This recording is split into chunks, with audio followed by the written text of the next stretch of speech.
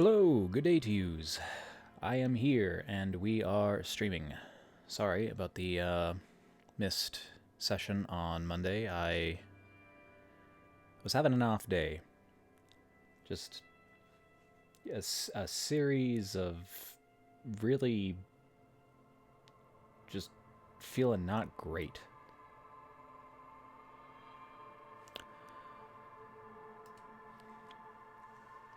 But never mind that. Back to Disco Elysium. Finally got through our first day at disco. Feeling pretty down and depressed, honestly.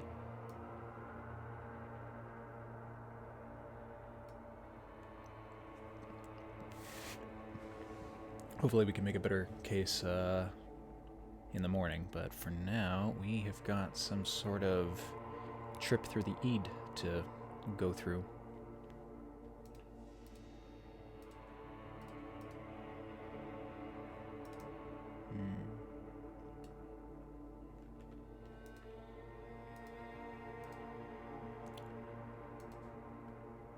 Is that a disco ball hanging from the tree?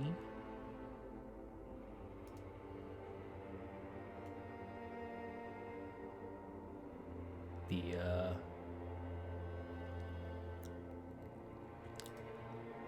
corpse got a lot more handsome when I wasn't looking.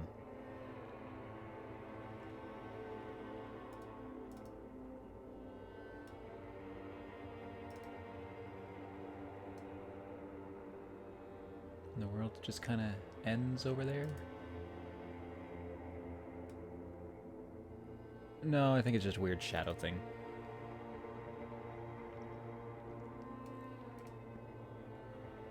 Do you remember the scent of your childhood?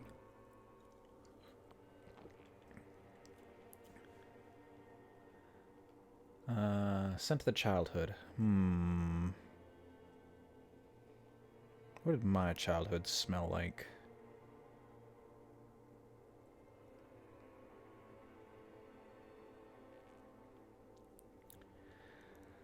A series of things, really. Silly putty, Rice Krispies.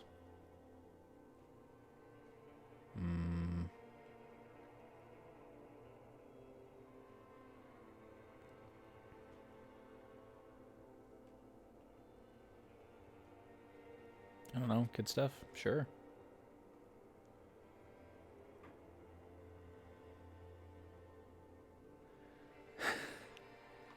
But since I don't have a straightforward answer, I'll just go, what is this? What it says on the can, Harry. Answer the question.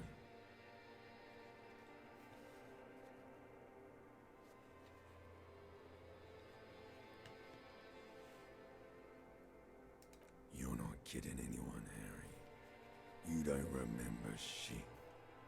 Tell me. Do you remember your wife's hand on your face?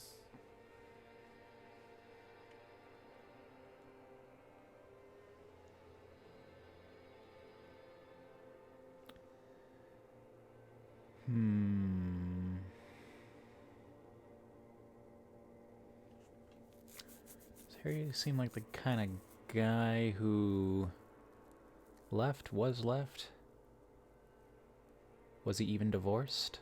Was he even married? What is? You know who I am. I'm the bad day.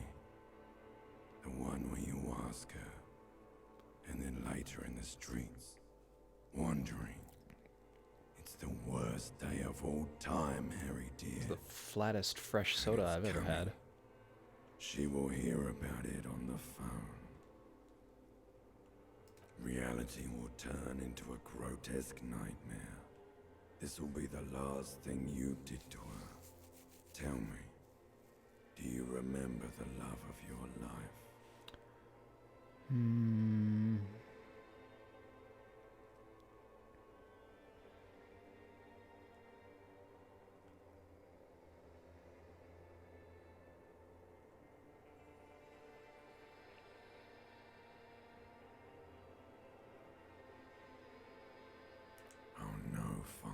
baby, you stay. It was the rest of it that left. Or you just stood there, with one hand on the bottle and the other on your dick, watching it go. Tell me, where are your friends? Human beings have friends, Harry boy. I have friends? Where the hell are yours?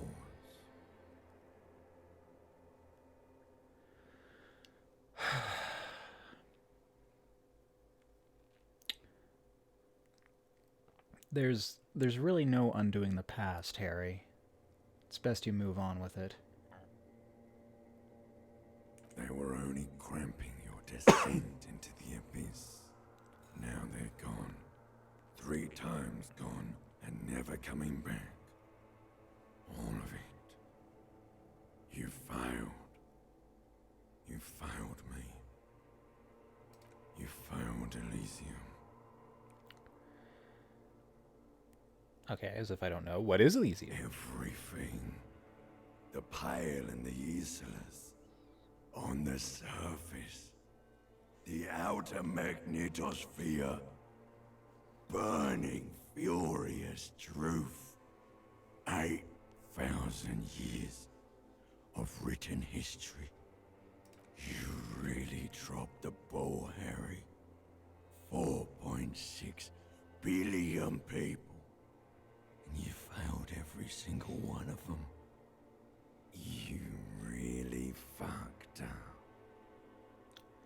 I think I've seen you before. No, you haven't. You're just sleep talking. And the act is wearing thin, too. The spots on the disco ball fade around you.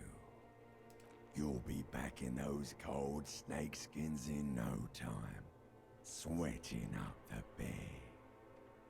Stinky boy.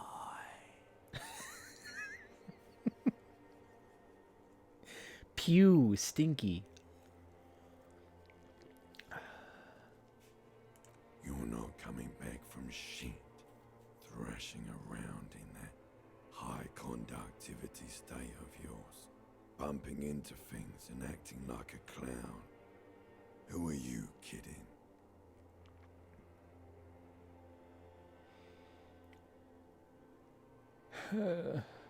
I'm just trying to solve this case. No, my mind broke. Broke as hell. Your mind is what now? I can't hear you. The rest is just a word dream. Jumbled up garbage. The pictures are gone. The bed rises to meet you. A thin, sleep-like state. More glass than velvet grinding in your head. So something is wrong. Sleep shouldn't be this bad, this dry, this unnourishing. There's something wrong with your thoughts. Some kind of new type of hangover. God, there's more than one?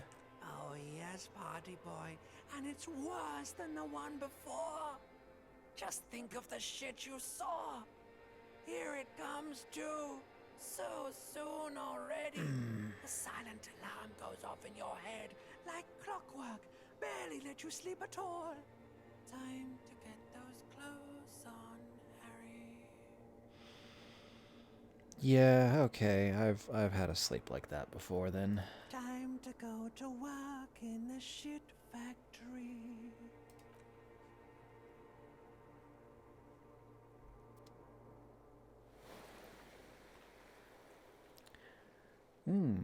Healthy, stinky boy.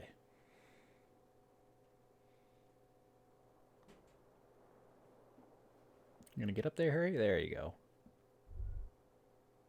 Good going, buddy.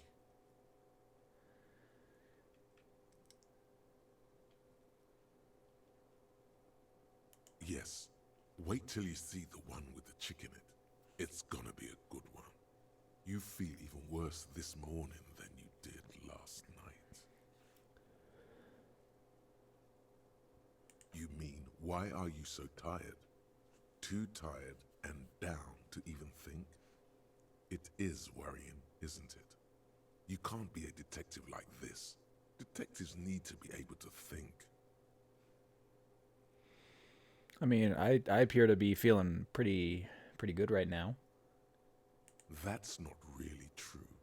Your heart has finally pumped all the speed out of your system, Buster. Time to get some more. Oh, okay, yeah, finally coming down from that high. Don't do that. Stay strong. The hangover will wear off. You don't need to keep doing this to yourself.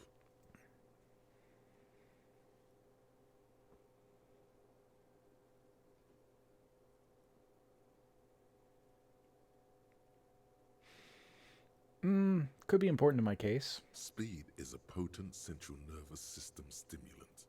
It kept you propped up all day yesterday, despite your debilitating hangover. How else did you think you even got up from this floor?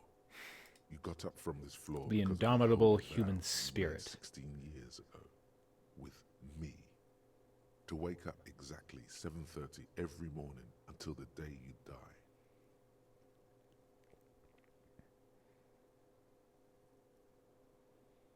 That's... Don't be silly. There was no vow. You were high on speed. That was the only reason you got up.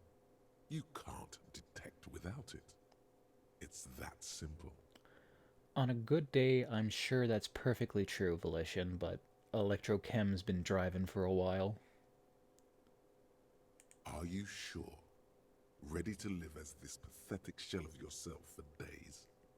Basically, a week. Let's be honest, 2 weeks. Maybe 3. You won't make it. Half the town will be dead by then. You will be fired.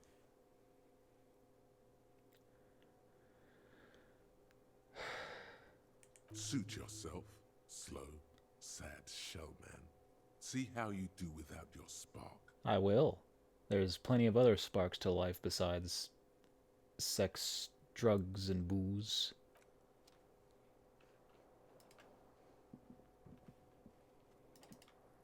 Those are just the most fun ones.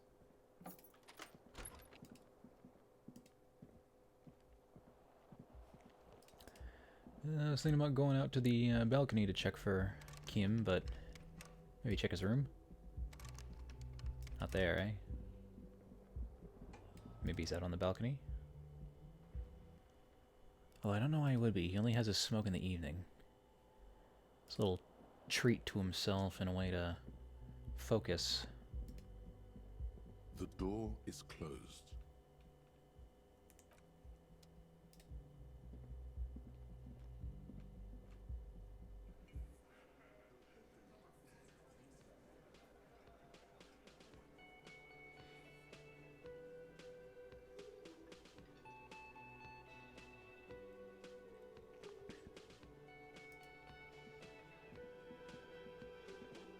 Good morning.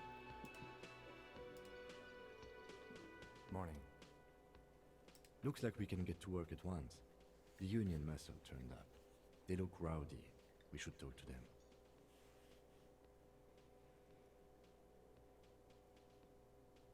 I completely forgot.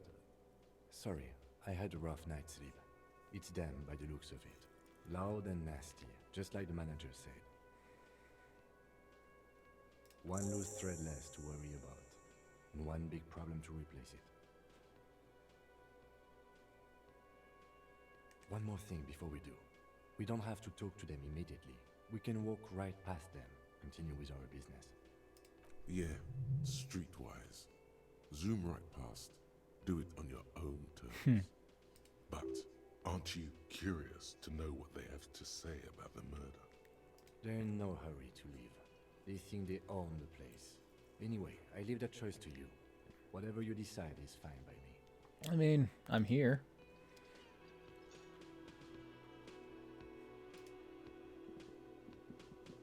Can I help you? Got the 20 real? I might be able to secure a room. Best to hold And off. why are you wasting my time and yours? Just a quick reminder about how much you were charging. Just a moment. She's agitated, judging from the way she keeps pulling at the frayed edge of her blanket. And there's no public phones nearby? The closest phone booth is down the coast. Sorry for the inconvenience, ma'am. It's fine, I understand. Thank you anyway. I'm glad to see you again, dear. Please don't trouble yourself about me, sweetie. I was just hoping to make a call, but the Whirling's phone line isn't working. The Union office probably has a phone, but I can't really get there. Or to the phone booth down the coast. And Gary's phone is dead too. The manager was vague about it. Why would he be vague about phone problems? This is something to look into later. Ask God, maybe. To let the young woman who's house-sitting for us know that we may be delayed. Morel, my husband, and our friend Gary were supposed to get back by Monday night, but they're still missing, and I haven't heard from them. I was also hoping she'd heard from Morel.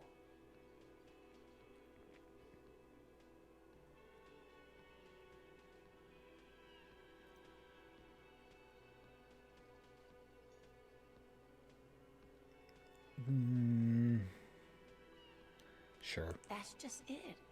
This isn't like him at all. He always plans his expeditions so carefully. A cold breeze hisses through dense thickets of reeds. Something sweet in it, somnolent. A damp chill goes down your spine. When you look around, you're still in the whirling in rags. But you have more important things to worry about.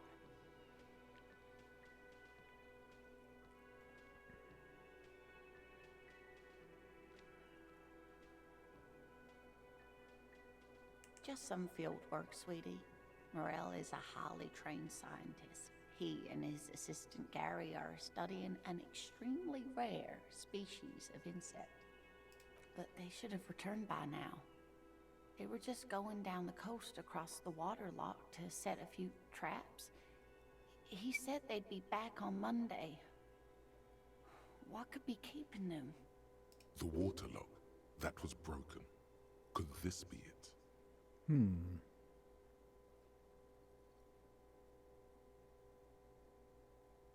Oh my. What happened to the water lock? Well, darndest thing, really. Oh, sweetie, if it weren't for you, I'd be looking forward to another sleepless night. Thank you from the bottom of my heart. Thank you both. You're welcome, ma'am. I hate to ask, but if your investigation takes you to the other side of the coast, please do keep an eye out for my husband. This will surely lead to a cryptozoological mystery with that extremely rare insect. And if you see him, let him know Lena is waiting for him here at the Whirling. He gets so tangled up in his work that he may not know the water lock's been repaired, and it's cold out there. Oh, you're such a dear. Can do, ma'am. Thank you, sweetie. Oh dear, I'm not sure where to begin. Well, his expression is slightly grumpy, but his eyes are always bright and curious, like a small boy's. And his palms are quite coarse from all the field work, but he's quite gentle.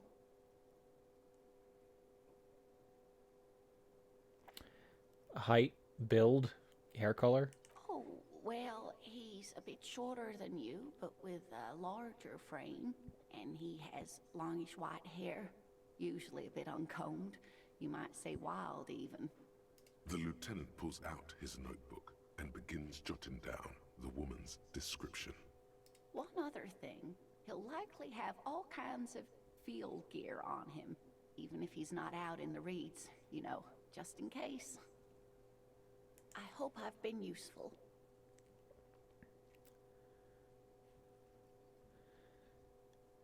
Oh, yes. A zoologist. A cryptozoologist, to be more precise. What?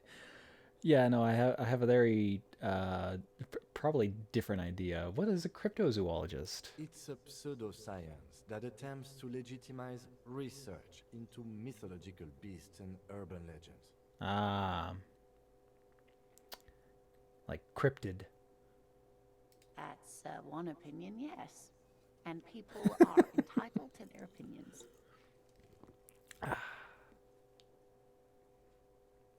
She's used to playing off such insults casually, but they still affect her. Can't help it.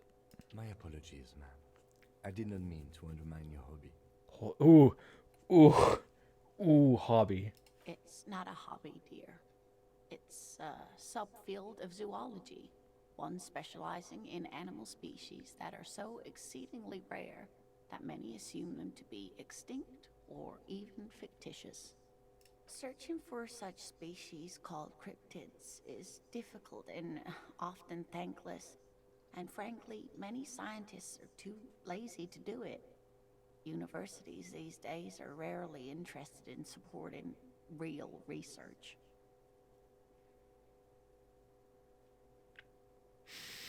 There's a role for it. Sure. You're an enthusiastic idiot, but you're still an idiot. Aw.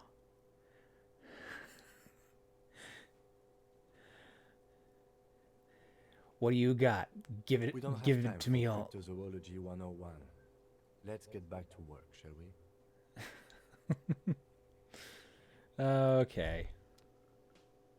Wow, so someone's been a little boring. What? Yes, my standard liege. Someone's seen all sorts of wild ideas pop off and thought, I'll take the boring one. The regular, please. The brown.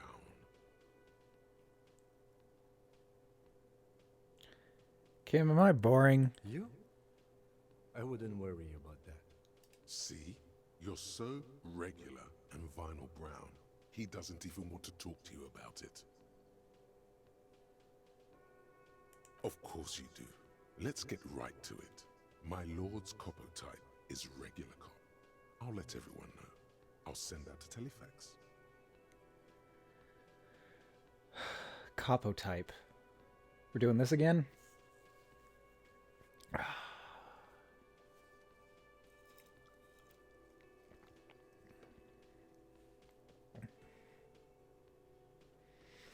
I mean,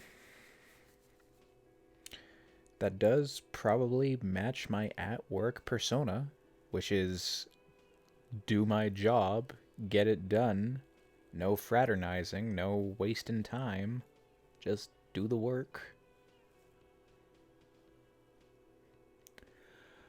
I suppose I'm fine with this. Why not? Done and done. No actual communiques will be sent, of course. That would be too dramatic.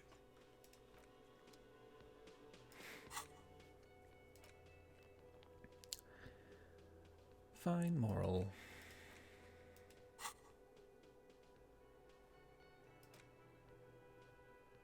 Oh, did I get another? I'm working through so many thoughts right now already.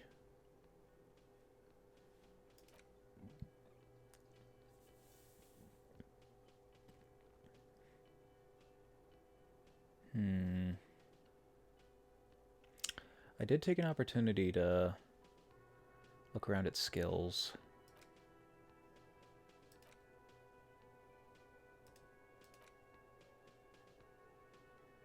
And the thought cabinet and what sort of routes people choose to go down. And by the sounds of it, this is going to be like a...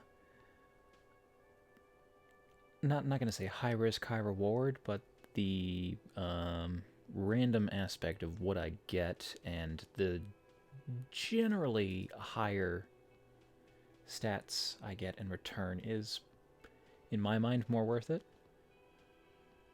Or at the very least more fun. So I am going to try to do as many of these as possible. That being said, though, I shouldn't completely ignore my skills.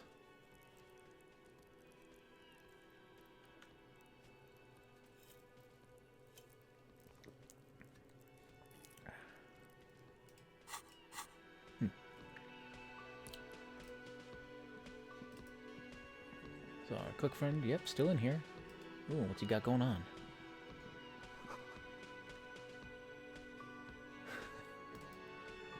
Yeah. Layer those into a sandwich, or are you just skimping on these guys' orders? Let me handle this. Detective disorientated. Are you still wondering where you are? This is Martinez, in case you've forgotten. I advise you not to overstay your welcome.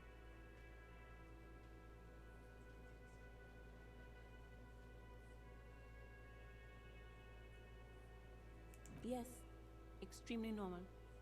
I'm not a gardener, by the way. I'm a legal counselor for the Dock Workers Union. So let's get to it. You're looking for Titus Hardy? You think he has information that will help you? Maybe he does. That's Titus. Talk to him, but know this. I'll be keeping an eye on you. No strong arming, nothing official. The District of Martinez does not recognize your authority to make arrests. Geez, you were so nice the other day. It doesn't matter if you recognize our authority. We will make an arrest if we have to. She says nothing. Her glare speaks for her. Could this be the Miss Buford that Easy Leo mentioned? The one Mr. Everard sent to law school?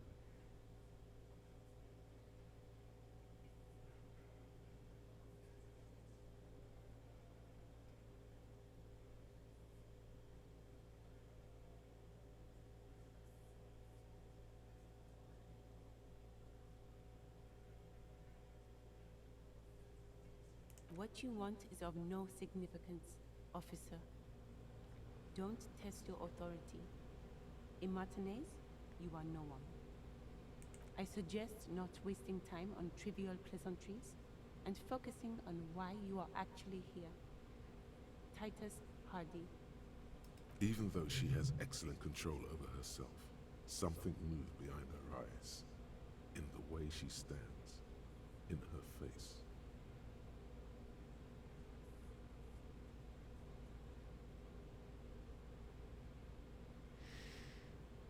You are not here to chat up the legal counsel. You are here to question these men. Like I already told you, I'm a legal counselor. Do you have hearing problems? Aggressive? You make your living enforcing violence. These people are just dock workers. We make our living by enforcing laws, and violence is occasionally part of the job. So you were spying on us, and now you represent murder suspects. Just dock workers. We've talked to Everard Clare. We know who these men are. The Union's militant wing. Listen, you moral intern lackeys. You're a mob, enforcing the unlawful privatization of Revachol. 20 fat men in the Occident are stealing it all, and you're their bodyguards. Fuck yeah. So ask what you came to ask, or get back to your commanders.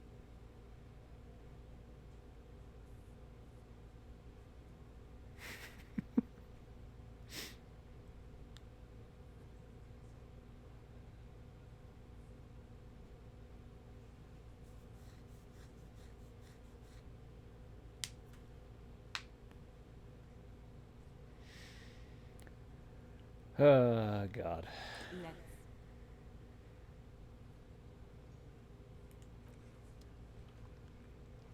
Can I have your gloves?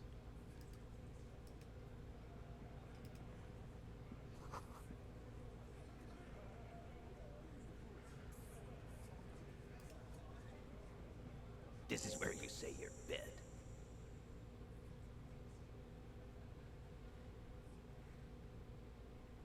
Detective.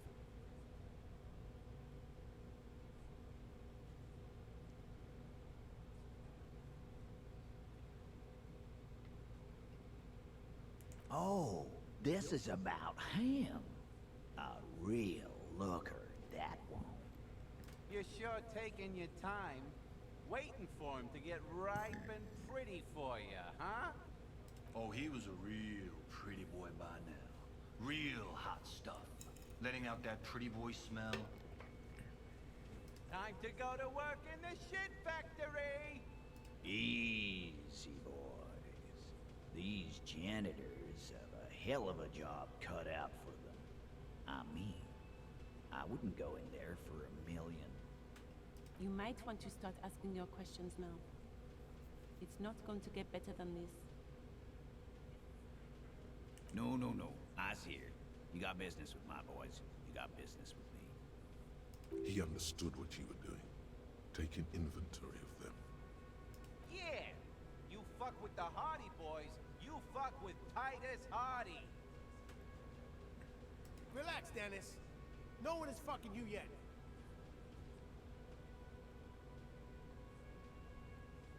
Yeah, Dennis, calm down. No one's fucking you, you stupid fuck. Now, which one of you is Kuno's father? Let Dennis enjoy his fucking, man. We don't mind. Yeah, you're not even being fucked, Dennis. Easy. Shut up, Fat Angus. We got company. Let's see what brings the cop around. Too late.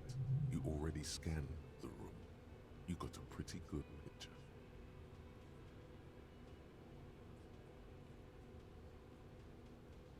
Good. You could take another look at the tracks in the yard, on the crime scene. See if they fit this bunch. The pretty boy. You guys really love talking about that pretty boy. It's kind of my job. Funny. What's yours? Hanging around a cafeteria and getting drunk all morning?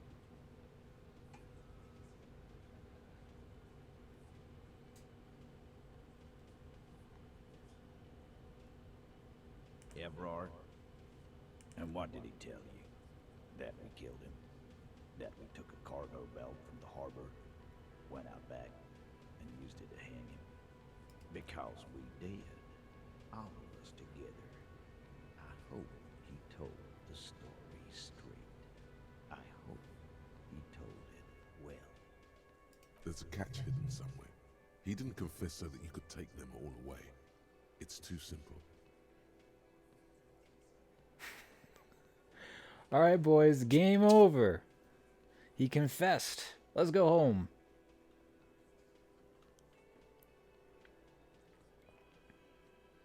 There is no catch. These 7 honest men have all equally come forth to tell you what happened, so that you don't waste any more of your time. All 7 together.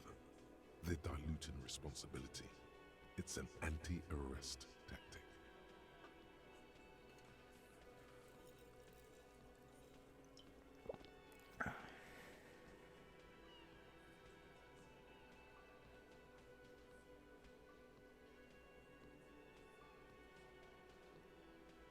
You don't have to answer any of his questions. I know, Lizzie. Relax. We killed him last Sunday night. Seemed like a good way to end the week. Known him? We don't associate with scum like that, asshole. Yeah! Who do you think we are? Quiet. He came around about 3 weeks ago when that Pines cow first sailed into town. Happy? By the Pines cow, you mean Joyce Messier, the representative for White Pines? The same company you are striking against? No. I mean the Pines cow. The stupid-ass cow they sent in to fuck us over. But you know what? Why don't you ask her about the pretty boy? I'm sure she has interesting things to say when you ask her hard enough. That's enough insinuation for today, Titus. Officer, your interview is drawing to an end. Don't waste your last questions. Are you deaf? There will be no singling anyone out. You can't arrest a Hardy Boy without arresting all Hardy Boys. Do you think you could do that? Do you think you could arrest them all? A trick question. Don't let her lead the conversation.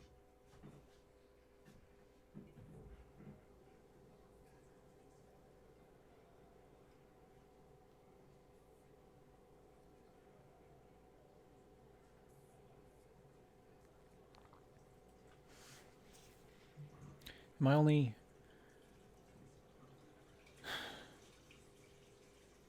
Like, will she take control of the conversation if I use one of these responses? Also, hey, Doe, how's it going? Yeah, I did move some stuff around. I did that a while ago, though. Shoot. I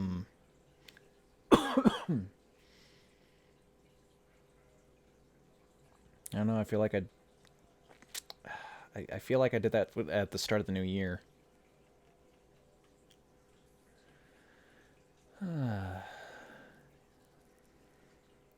Trick question. Don't let her lead the conversation.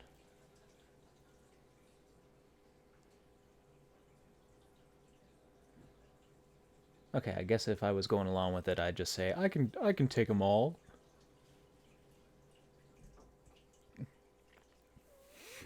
But I should probably address Titus. Stop talking to Elizabeth right now. Who do you fucking think does?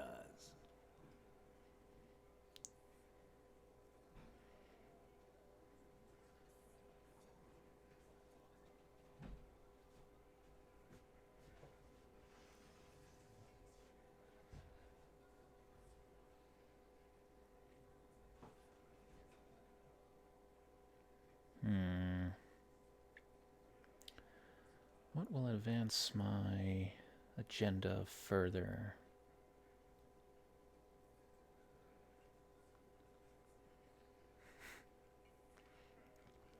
Yeah, I thought I was feeling kind of lonely around here. I haven't seen you in a while. But I haven't streamed too much since November. Keep getting delayed or just not in the mood.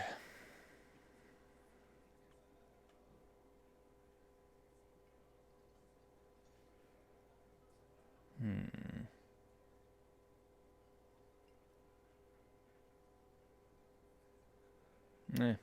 That's right, asshole. Titus Hardy runs the Hardy Boys. Ain't that so, fellas? I think you got your answer, Mr. Law. No, you did not get an answer. Titus does administrative work. He pushes paper, fills out forms. The others can't read. But on that night, they all acted as one man.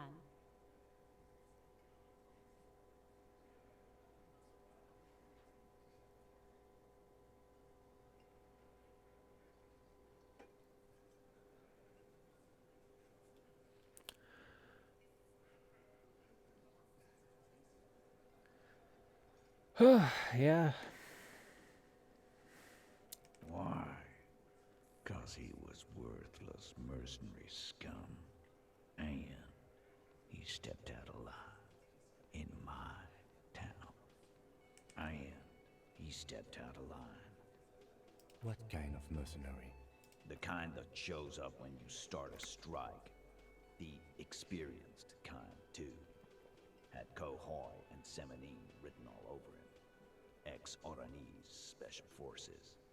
A live grenade, right here in our bar. I can't prove it, but I know he was sent by the Wild Pines. They hired Merc shit that way. Oh yeah, no, the filter, right.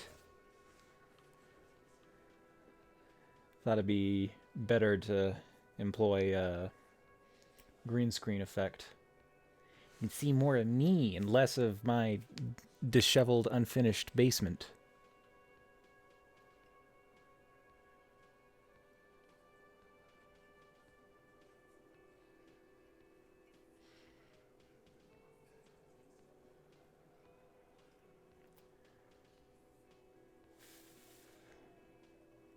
Wrong.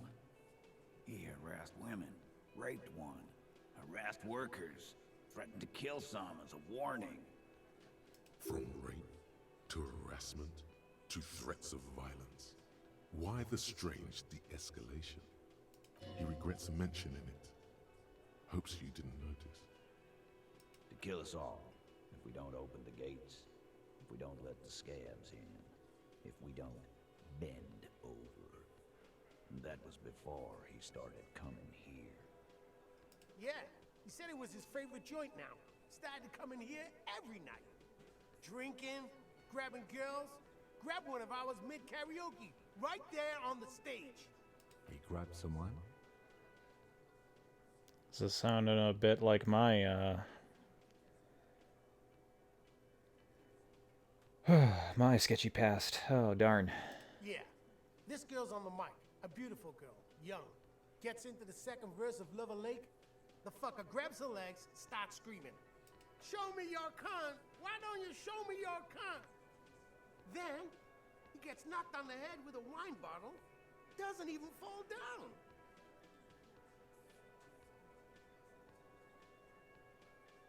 Aren't you fucking listening? My man is talking to you. He took care of it. They got the girl out before anything else could happen. Yeah, me and Eugene got her out. Aren't you fucking listening? Seems like they don't want to talk about that rape Titus mentioned. Why not? This is a serious allegation. Make them talk about it. No. You're not getting the name. That's a Martinez matter. And I'm not discussing it with you clowns. Despite the stonewalling, you can slip one more question in.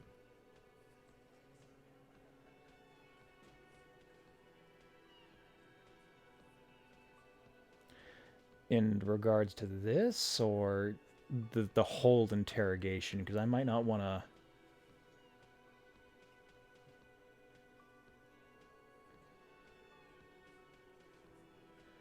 Probably this. Titus, do not answer. You have been forthcoming enough. Fuck off, Carl. She's gone through enough without you harassing her too. She doesn't need more embarrassment. What are you talking about?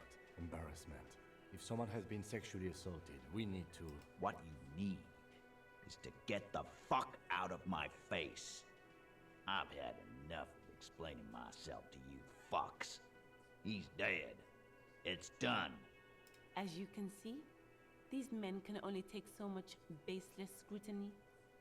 I'm doing my best to keep the situation civil, but...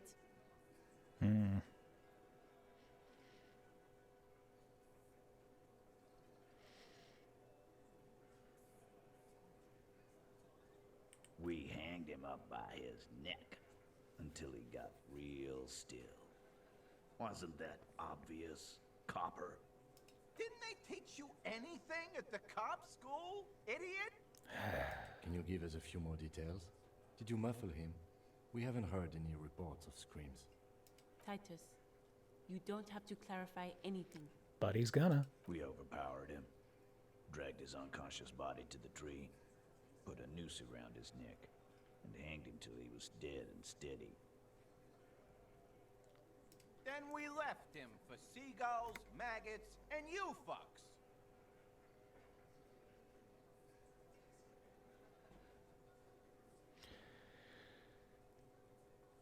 Weren't you fucking listening? The fucker came to our bar. It happened right here. With numbers, asshole. How do you think? You're right, Lizzie. No, he hasn't. Not yet. Titus Yes. is solid as a rock, and so are a few others. But Yeah, pretty rough language. Welcome to Martinet.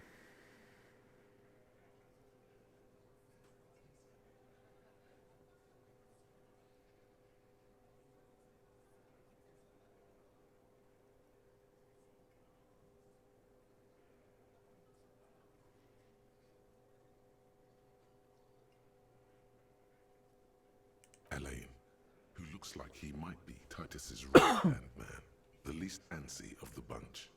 Definitely not his first time being questioned by the police. Also the guy who's probably said the least thus far. Smart. This little rat-faced fellow is solid, too. Always fidgety, yes, but no change there. He's just too stupid to know when he's made a mistake. Him neither. Mostly keeps to his tomato juice, or whatever he's got there. He's got a bit of a short temper.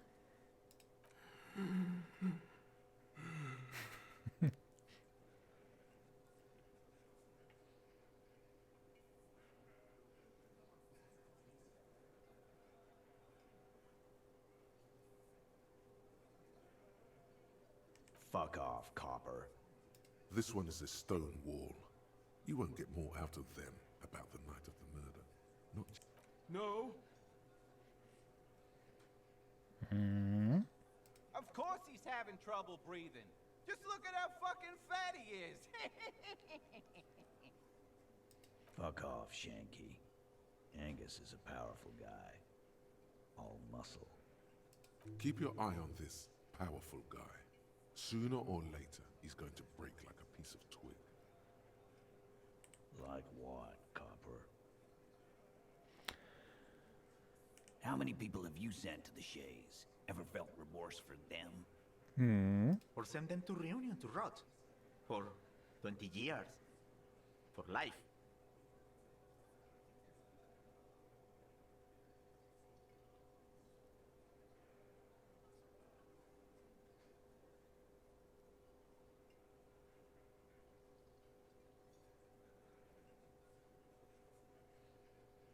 But you see, a lawman, is something people agree upon.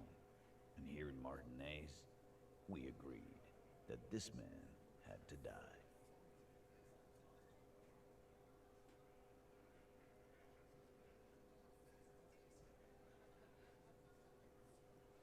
Are you deaf? Do you think you... I'm kind of wondering. Don't let her lead the conversation. I guess I can That's do for the this. courts in Les Jardins to decide. Not for the officer making an arrest. Which we all know you won't be. What you can do right now is go back to your station and write a report. No. We'll stay here and discuss what happened that night.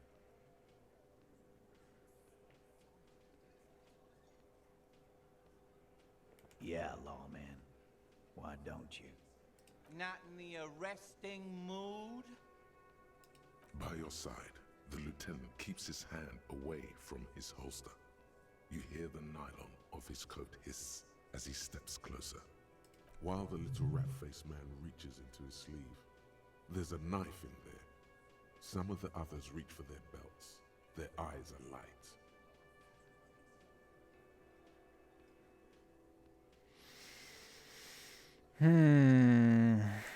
I just woke up. I got a bunch of health.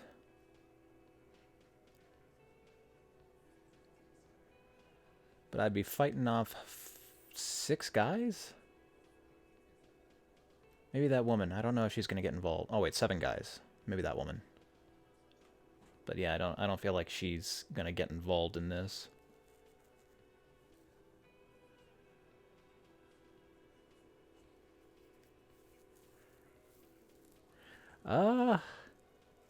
I mean, if there is, then we could find out right now. But so far, the only damage I've taken has been, well, mostly emotional damage. A bunch of snot-nosed kids called me names, and I cried about it. And I sat down in a very uncomfortable chair, and I almost died.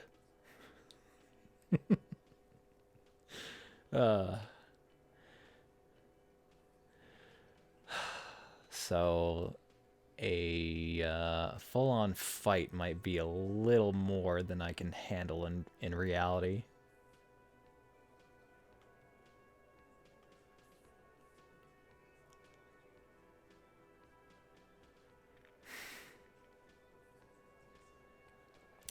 I don't have a weapon of any kind. I feel like that'd give me a little bit more of an advantage, so I'm just gonna back off for Wise now. move.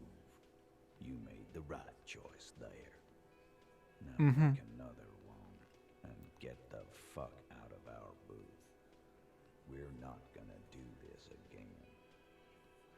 Nothing. Your investigation here is done. Leave Martinez, go back to your stations where you belong. I think we're going to stick around, thanks. Some things don't add up here, Titus.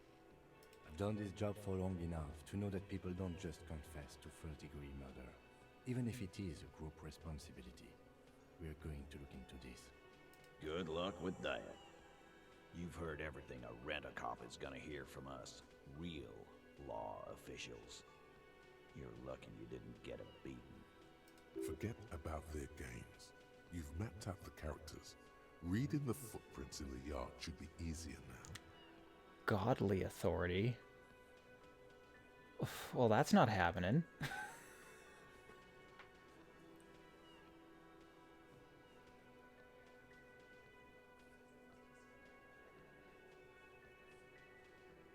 Oh, so you went and talked to my mommy, and now she's making me play with you. Is that it, lawman? And what's gonna happen if we don't? You're gonna go and tell on us?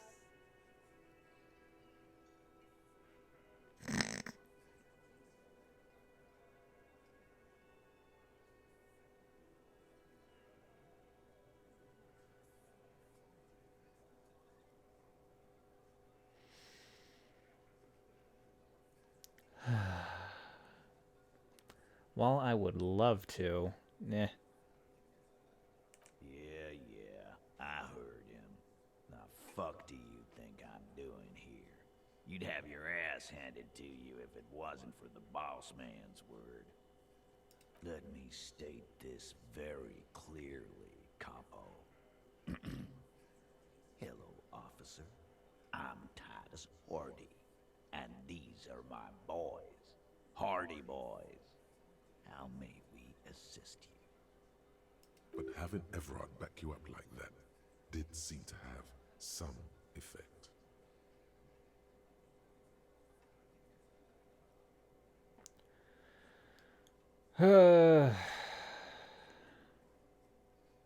That's just gonna lead me back. I think we're done here.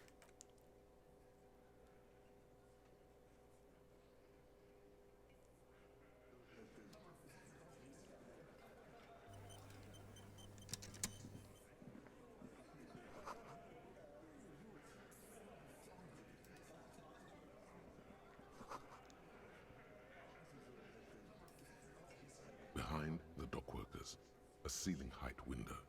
The hawthorn branches scrape the glass like bony fingers. Oof. It's not time yet? What does that even mean? There's a little slide panel up there to let some air in. No need to open it in spring. It's still too cold outside.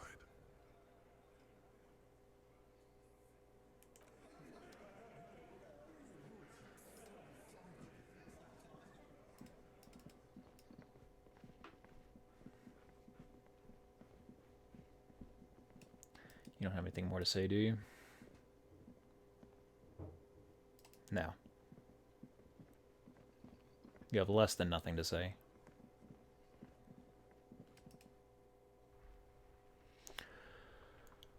Oh, alrighty. Received enough experience for a level up, so I guess time to get another slot.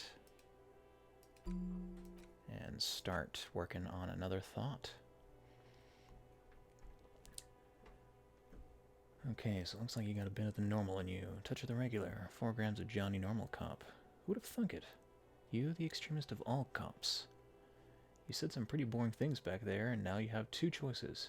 You can either leave it behind and forget about it, or you can try to utilize your normalcy. Internalize it. Get a touch of vanilla back into the herring-flavored egg and licorice ice cream of your mind.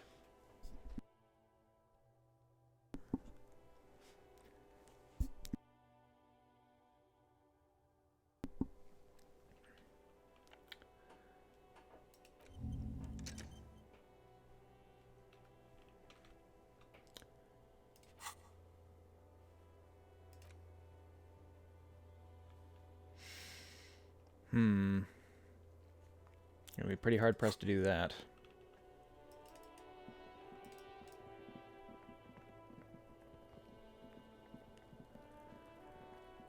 Alright, well, it's not a lot of use in delaying on this any longer. Kuno, get out of here. Fuck does Kuno care?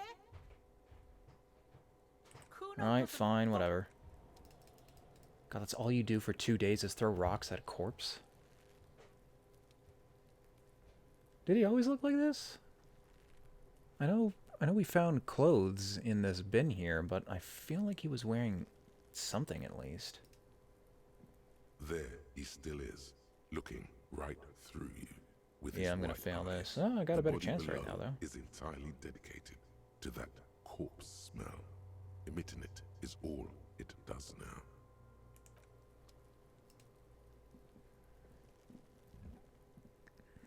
There are several footprints in the mud, left by work boots. Anywhere from 6 to 12 pairs have walked here. 8 pairs of boots have shuffled back and forth in the mud. Where else have we seen a gang of men in work boots? That's right, the Hardy Boys in the mess hall of whirling in rags. 8 pairs, you say? Those 7 plus the girl? 1.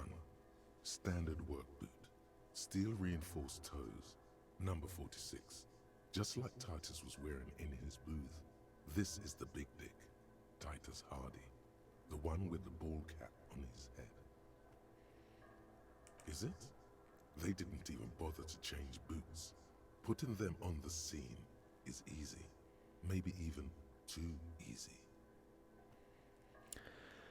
Yeah, this game is absolutely gorgeous. In addition to apparently being really, really good, and I believe it. I have been very enthralled in the case so far.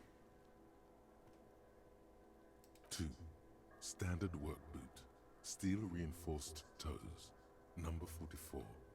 Either the blonde muscular guy, Glenn, or the young guy with a plectrum around his neck. 3. Hobnailed work boot. Steel reinforced toes. Number 43. The inked banger, perhaps. 4. Standard work boot. Number 45 or 46. Theo, the old smoker. You think you even see a tiny fleck of cigarette ash inside the print. 5. Another standard work boot. Reinforced toes. Number 44. Same as before. Either the musician, Eugene, or the muscle-bound blonde, Glenn. Where was Glenn before? Either Glenn or the guy with the plectrum. Eugene or Glenn. 6. Light as air. Same make of boot, but number 41. Small like a rat. Shanky.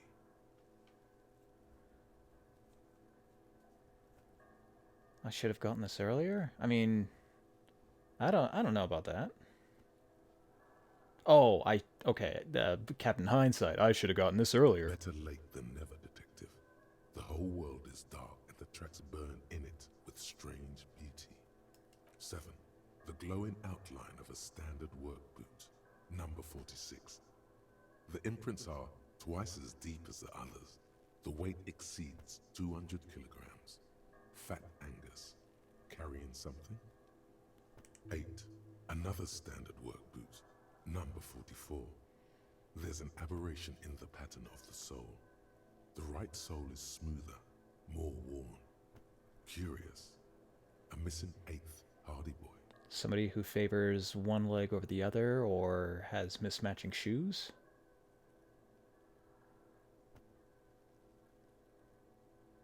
Seven sets of tracks, right? The Hardy Boys were here. That's all? Interesting. Then one of them seems to be missing. Anything else out of the ordinary?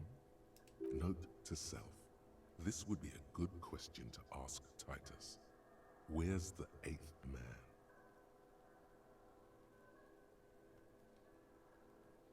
Interesting. Let's name it the Old Soul. I wouldn't be surprised if this was the missing Hardy Boy. Wonder who he is. Someone operating a workbench with a pedal? Like a joiner at the harbor.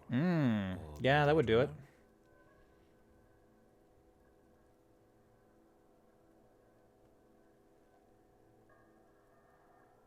No, it's not. Forget I said it. We are not looking for a drummer. Perhaps it could be a driver. A driver would wear out the right shoe before the left. The accelerator is on the right.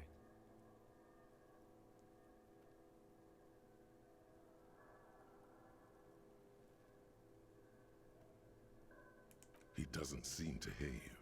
Looking south toward the traffic jam instead. The machines are silent.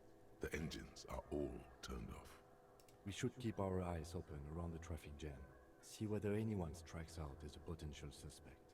Seems prudent, no?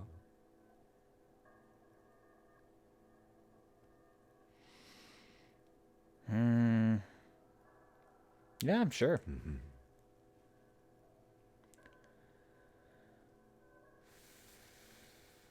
200. This could be the combined weight of two people, one carrying the other who's tied up. Let's say a heavily built worker carrying a similarly built armored man. Maybe it was a fat hardy boy, the one sitting in the middle. He might be right. 200 kilograms of living weight is unlikely.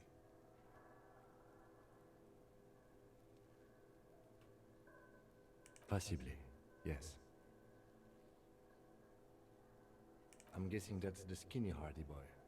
The one with his front teeth missing. You mean the rat-faced one? Yes, well, he did look a bit like a rat. Do you think those prints belong to him? Knight's Step.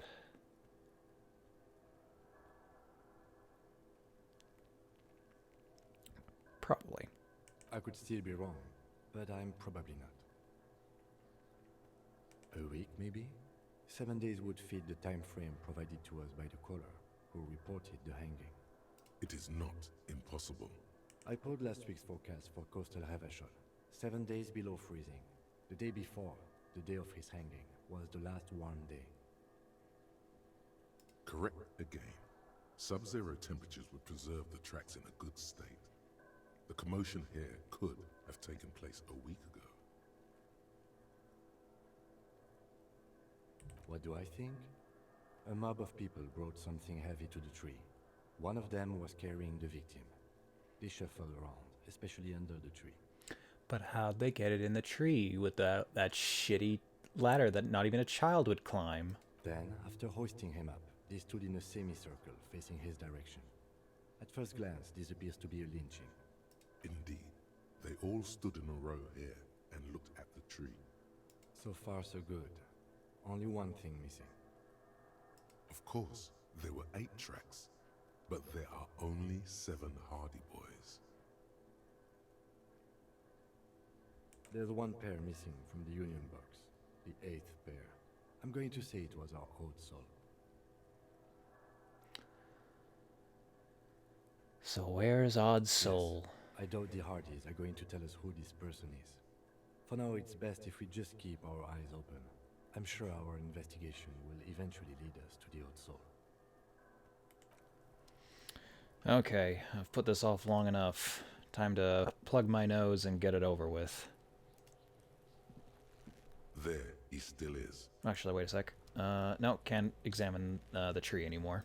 There he still is, looking right through you. Active decay. It's okay to throw up with his arm. He's about to blow! Cop's gonna blow, Kuno!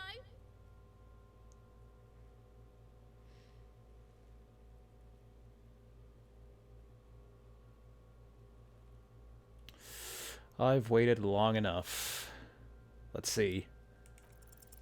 As you breathe in, the odor comes I over didn't you. blow It's a chunks? smell of mind telling you to run, and your stomach to wring itself empty, with your hands at your sides and your eyes squinting. Perfect 12. You stand in it.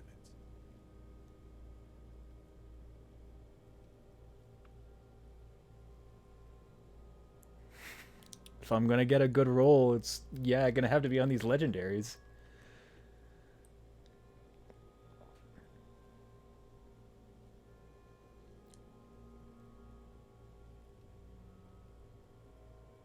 They do after 7 days, yes. We are deep in decomposition here. The man before you is Remind me never to get a job in but for forensics. a pair of underpants and enamel boots. His skin is greenish, marbled with decaying veins and blotched by lividity. A fading web of tattoos covers his chest and shoulders. The cargo belt used to fasten him to the branch above appears industrial in strength.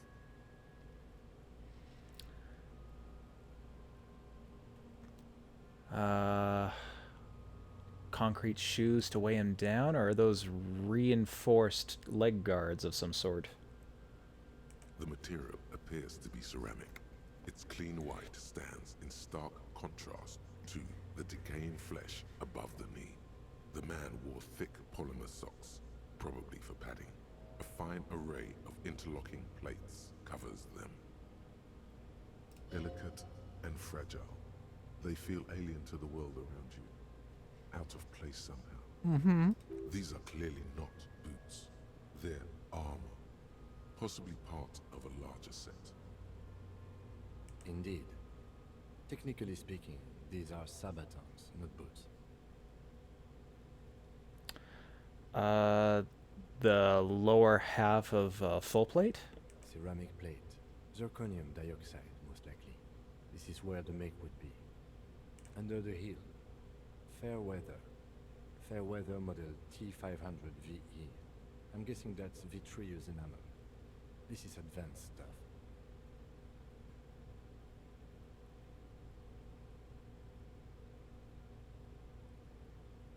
Piece by piece. He's been out here for 7 days. It would be odd if they didn't. Why didn't they take the boots? We should keep a lookout for these species. The armor could yield information. This is one thing he might actually know. Kuno don't know shit. Said it himself.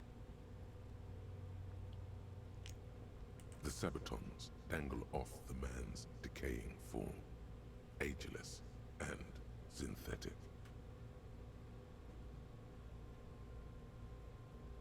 It is. It's expensive. We've requested similar material for our tactical units for years now. The constabularies deemed it too costly.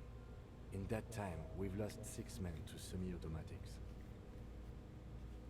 For a full set, about 4 years of wages.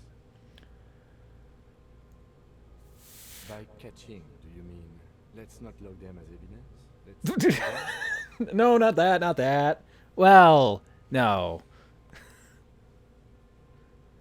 Of course. The lieutenant nods often. It's part of his unplastic expression range, communicating both professionalism and sarcasm.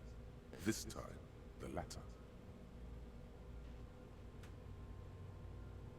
Looks like he worked for a private contractor, like Evrard told us. Wealthy, with state ties. This is way above what we have.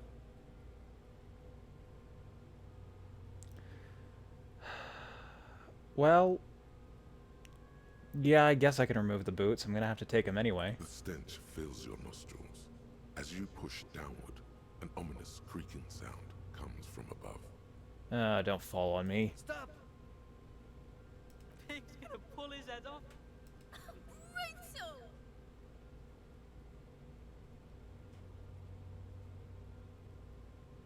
You're going to pull his head off. Do it, homo! Yes, that's what I say. You'll compromise the coroner's case if you do. So please, don't. Indeed, from this angle, it does look like the neck isn't going to take much more. Being dead for a week has all but liquefied his muscles. Ugh. What are you trying to achieve anyway? Why are you hanging on to that boot?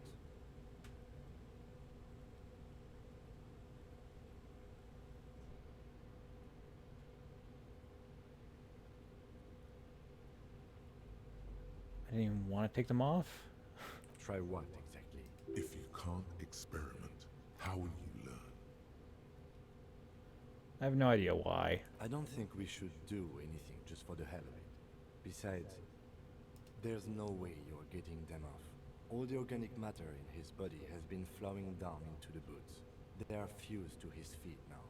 Why do you think the locals haven't scavenged them yet? There might still be a way to peel them off, but first the body needs to be down. And second, it would probably be better if the lieutenant wasn't around. The anticipation makes you crack your fingers. Feels nice. Nice and cracky. Cool. Literally gonna steal a dead man's shoes. Processing will take care of them. With the situation in the morgue, it will yield nothing. But we must pick our fights. Should we continue? The cadaver slowly twists on the cargo belt. His torso covered in tattoos, and extremities blotched pink and blue. What's up with the tattoos? An intricate web of blue lines stretches across the torso, from the right shoulder to the solar plexus. Each time they intersect, a small white star is formed in their crossing. Hundreds of fading asterisks riddle his skin. Their concentration is highest around his heart.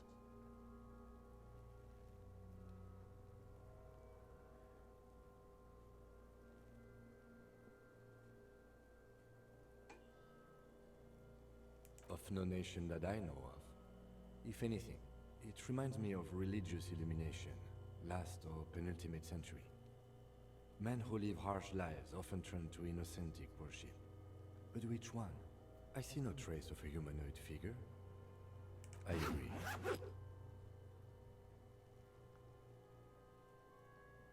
He wears a wide leather belt around his waist and a gun holster under his arm. He takes a thin piece of milled aluminium from his coat pocket and pulls it open. Sounds like a sword being unsheathed. A small lens appears, some sort of camera. A Trigat Sunshine. Mini. Shit, Kuno! What the fuck is that? A Trigat Sunshine Mini. An instant color camera.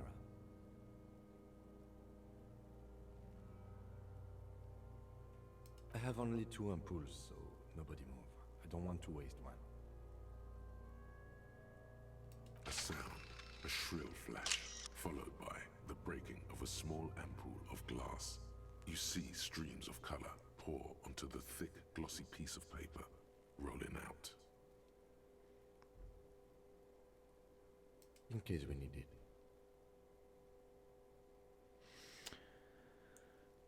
Before I fuck anything up, yeah? Yes. It is pretty cool, isn't it? It's a bit of a tech nerd. There is only one ampoule left. Use it wisely. It contains insight to the victim's person. This was a man of physical violence. The story he wanted his body to tell was important to him. It is his letter to us. Now, if you could find someone to decipher it.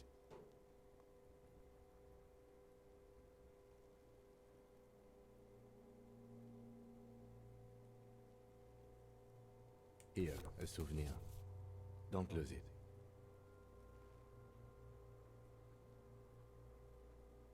The glassy-eyed corpse looks by, his mouth mute and his skin as colorful as the chemical rainbow on the photo paper, teeming with opportunistic organisms. You've acquired an interactable item. Investigate this item further by going to the Interact tab in your inventory. Yep. The hangman's knot is pulled tight by the weight of the corpse below. Yellow, hard-edged polyester cuts into his neck. Above, a sliding buckle ties the belt to the branch. Oh my, there's something on the belt. A familiar word that speaks to the thirst within you. Vermilion, in yellow letters, along the length of the twisting cargo belt.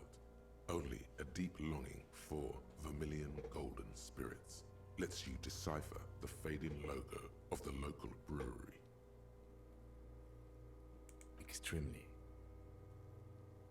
Industrial strength. The kind used for tying cargo to lorries.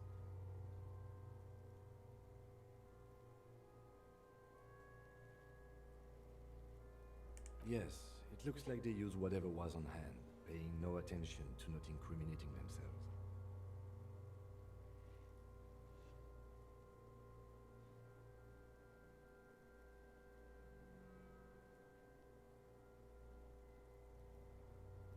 Right now, everything seems to fit their confession. How did they get him up that tree? A noose is one of those things that's easier to use one way around. That ladder can't carry a grown man. I didn't see any splintering either, did you? I think they lassoed the branch, then pulled on the belt to close the buckle. Could be. The shape of the branch supports the theory.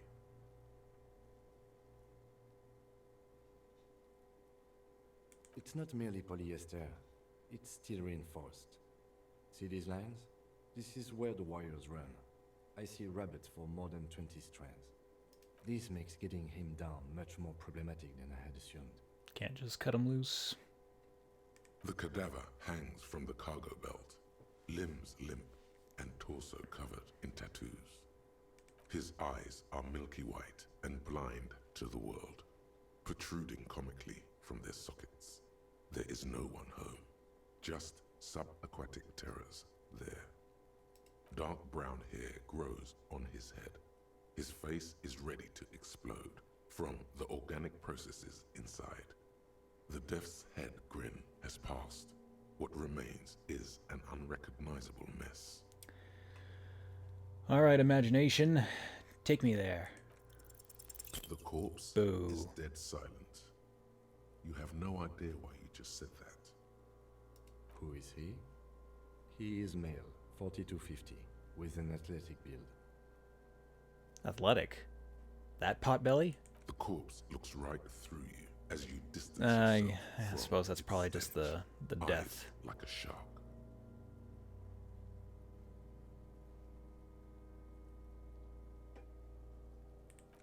As you narrow your eyes, the monster before you blurs into a violent mess of green and pink.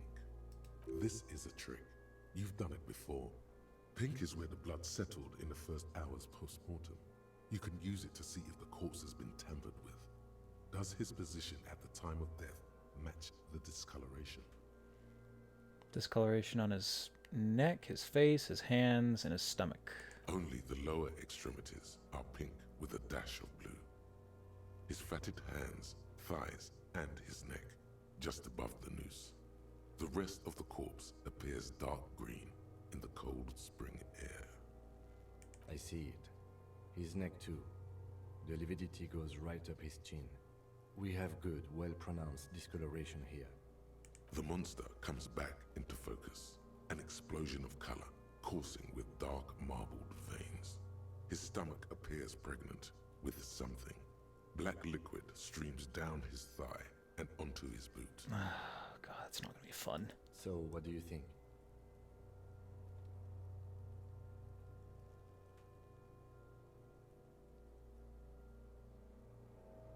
Agreed, especially on the neck. The belt acted like a tourniquet, keeping the blood in his head. The hypostasis supports a hanging.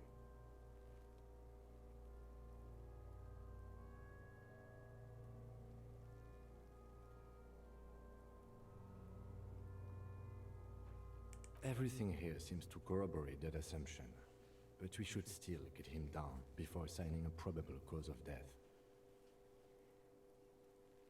But there is no breath to catch, only the cadaver filling the air and your nostrils. He slowly rotates before you, decomposing. All right. Are you sure we finished the preliminary examination of the cadaver? We might miss some of these things once he's done. We've been thorough. The steel-reinforced belt presents a unique challenge. I brought chain cutters, but I don't see a good angle of approach to the belt. He doesn't actually think the challenge is unique. He thinks it's frustrating, annoying, and harder than he thought. The cadaver is a good 1.2 meters up. Neither one of us can reach the belt without assistance. And even if we do, there's the question of cutting it.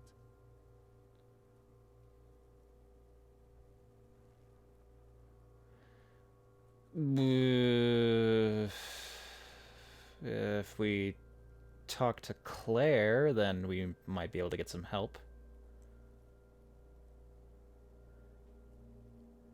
Sawing the branch is even more out of the question. I was really hoping we wouldn't. The Union appeared to be suspect in this case. It seems like a dangerous route to go down. But what other options? The corpse twists on the belt, like chicken on a skewer.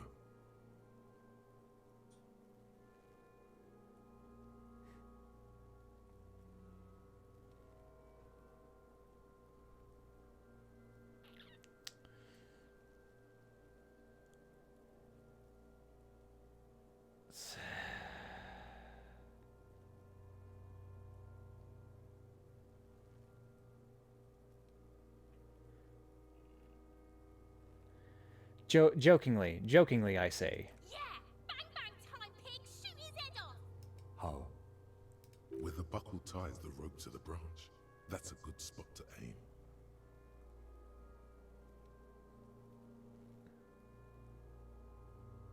Where? Ah, yes, I see.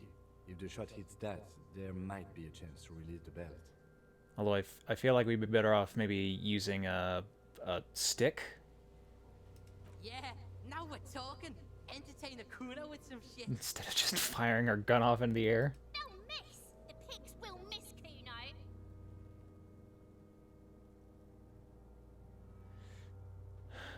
How is my hand-eye coordination's pretty good.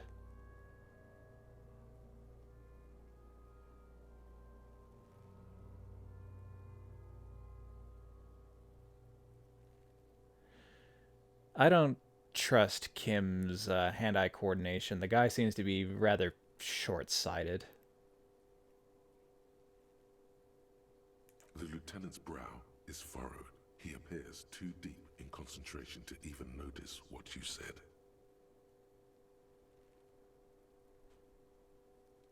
Silence. With his elbow sharp, the lieutenant unzips his jacket and produces a lightweight firearm. He drops a paper cartridge in the barrel, separates the scouring stick, and gives the cartridge 5 tucks. Oh shit, we're doing this, are we? Securing it in place. He then steps back and assumes the fellow's desk position, taking aim. The corner of his eye twitches. His finger is on the trigger. He's gonna fucking miss! The kid's voice is drowned in a shrill blast that echoes off the walls of the surrounding tenements.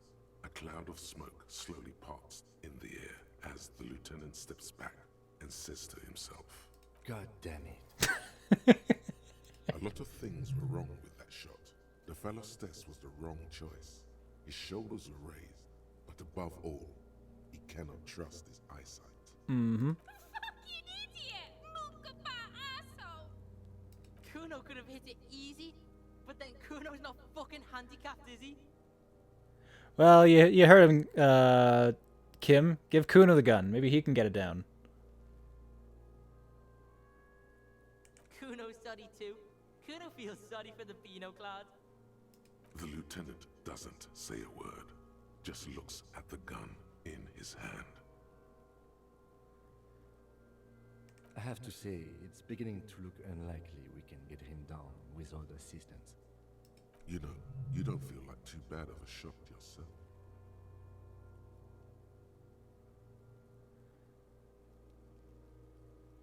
It's bad as it is. Us shooting firearms like punks.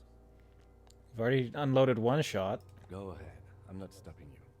Just don't lose it.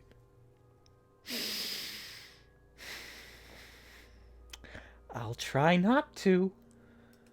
They only have one gun! Oh, you fuck off. This is the sorriest pair of pigs Kuno's ever seen.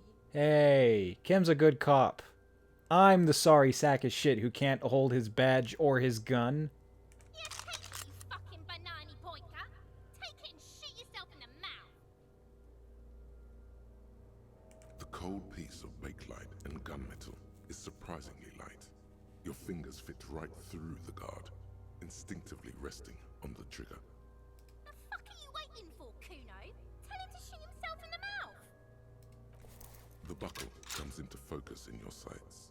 You stand with your feet planted firmly in the ground and your left hand supporting your gun arm. Sure hope I'm wearing stuff to enforce my hand-eye coordination and not hamper it. Why don't you just shoot yourself in your mouth? At least you won't miss.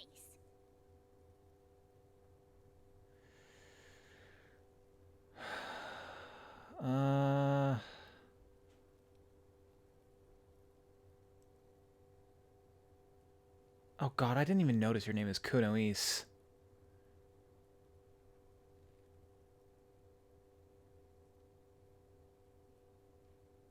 Your field of view narrows. The branch slowly moves, becoming entirely two-dimensional. The metal buckle glimmers, catching the morning light as the corpse slowly rotates. The slow movement of the branch in the wind, and your shoulders directing the gun's sink up, dancing hypnotically. As you wait, your breathing slows down. Some mosquito-like organism buzzes in your peripheral. That's Kuno. Look, he's crying. You gonna cry now, fucking faggoty?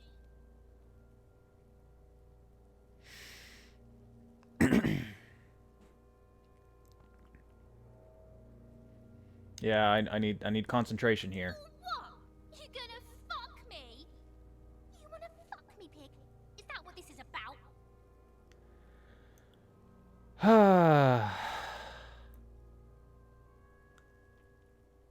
All right, take the shot. Yeah.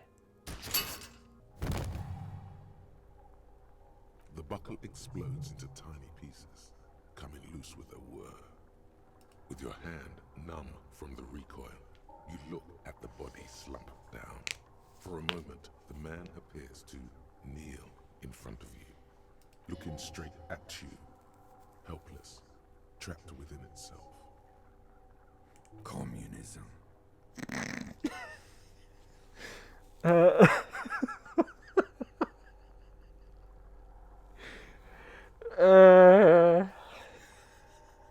It takes a millisecond for the association to flash within your cortex. You have no idea where it's coming from, only that it's right. Then the rigor in his muscles gives up, and he smashes sideways into the spring mud, letting out a horrid stench. Ah, well, here's all the experience I've been missing.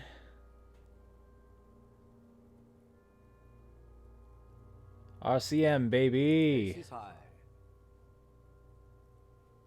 The Ace is High, a custom invented by the aerostatic brigades during the revolution, is used to celebrate success in Revachol, especially in sports. The gesture is spread across the world, despite the defeat of the revolutionaries themselves. Oh, you bet I'm gonna slap it.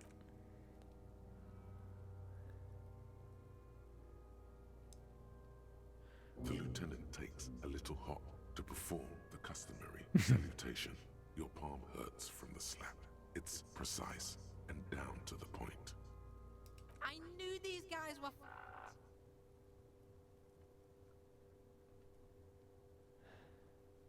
Kuno cracks with laughter. Sounds like someone strangling a seagull. It's clear he enjoys himself. I knew they suck each other off.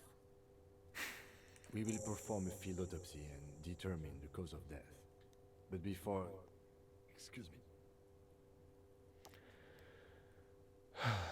Yeah, okay. That a lot of movement's gonna cause a bit of a stir. Like that has not improved the way the corpse smells. The fall seems to have released something deep inside it. The stench is getting bad. I'm sorry to interrupt the jubilations here. I need a little breather before we do the autopsy. Field autopsy. Was that our job? I thought that was for someone else. Yes. The 4 phases of a murder scene. 1. Investigation of the scene. I can't say I'm fully satisfied with that part. We should search for prints, maybe.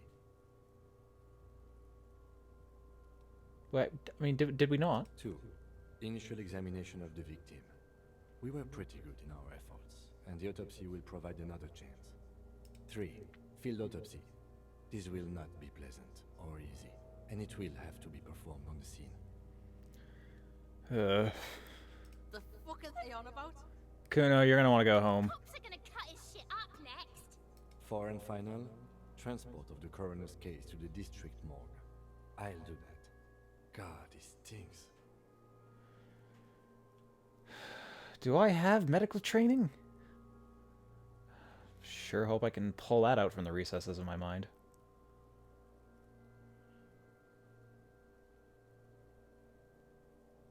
We're all on our own here. Good. I would suggest we interview Everhart and Joyce, the leader of the Union and the Wild Pines rep. But we've already done that, so it's up to you, detective. Take us where we need to be. Jamais vu. Derealization. Jamais vu. The opposite of deja vu. Not already seen, but never seen. Everything that should be familiar appears strange and new, like some half-forgotten day in your childhood. Only now. That's the feeling you've been having. And for who knows how long. You should go and ask Joyce Messier about this. What world are we in? This is a fundamental question. I should ask her about that, but it's not pertinent to our investigation, so I'll do it later.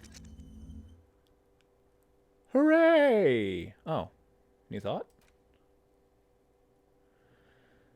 Aces high, right. The Inslindian Civil War was not the first war to see the use of aerostatic aircraft on both sides, but it was the longest. For 8 years, folded multi-rotor aircrafts crisscrossed the air above Revachol, Ozone, Fes-à-la-Mer, and the Arcade Isles.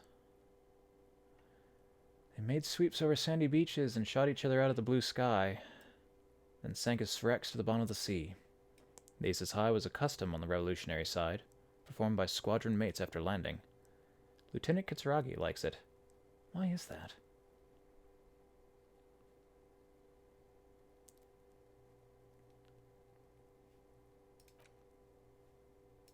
Why not? No, I'm close. Or, wait, no. Can I? Yeah, there we go.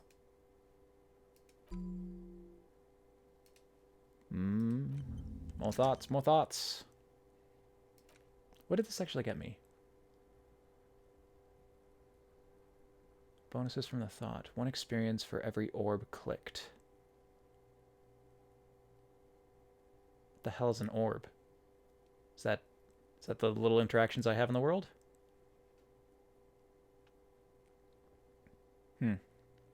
Well, yeah, no, this is a good one to have. Grinds experience for me. And I guess raises my potential intelligence.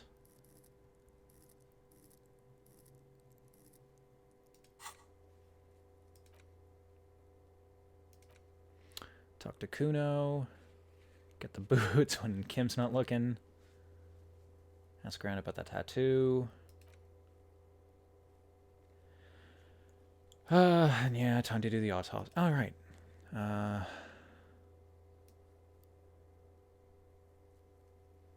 So the only one I can't try right now is talking to Lena. And something about those books at the store. Looks like everything else I've avoided doing.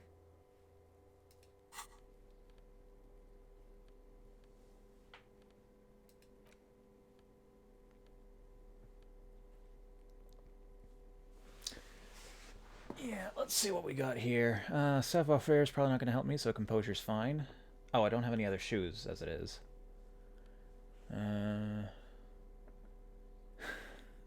Got the electrochem gloves. Inland Empire necktie. Visual calc. Or logic.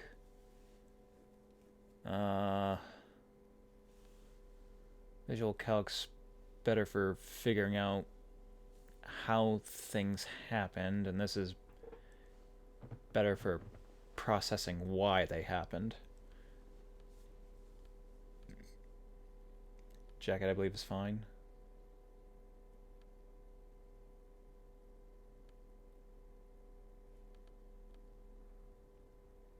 I'll keep the logic.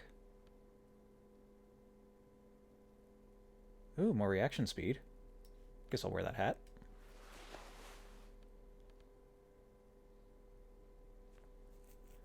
Conceptualization.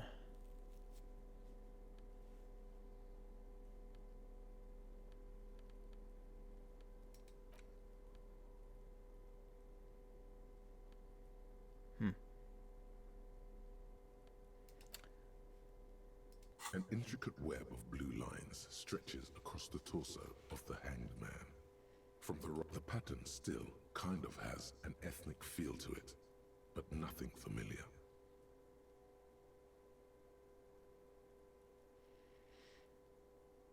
Nothing new here.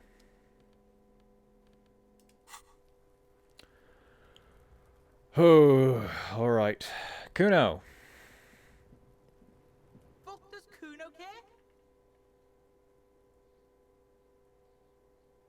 Yeah? The kingdom of Kuno? The fuck do you want with it? Yeah, whatever. Kuno doesn't give a shit. The fuck about it? Kuno doesn't give a shit about the armor. Kuno's fucking got one big thing wrong with him. He's a fucking mutant. Mutant? Look at him. Fucking growth hormone shit. He's a giant. The armor's too big for any man. Kuno doesn't give a shit about that freak armor. Kuno threw that shit away. Wait. Kuno tried to get the helmet on. It was too big. Kuno kicked that shit in the sea, rugby style. That shit means nothing to Kuno. Yeah? That shit means nothing to Kuno. Kuno doesn't give a shit about material shit. Kuno's a fucking monk. You wanna fuck on someone about that armor? Go fuck the mustached union fuck. The jolly troubadour shit at the gates.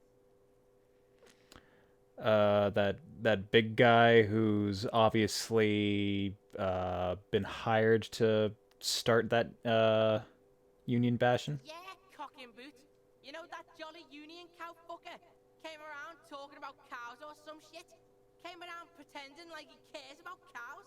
Oh no, the guy in the Yes, whirling. you met him at the gates. The one with the boots and the jolly smile. Or no, Manana. Okay. Yeah, he's the one you want to talk to. He's fucking crazy about that armor shit. Coming here pretending like he likes cows. Trying to catch a peep at Kuno's armor. You're testing Kuno's patience here. Get lost! Kuno doesn't fucking care. Yeah, done with you, Kuno. Let's get to it. The rotting man lies on his side with his eyes looking straight through you. The belt is still around his neck. His body is supine and open to intrusion by autopsy. The lieutenant adjusts his glasses and takes a deep breath.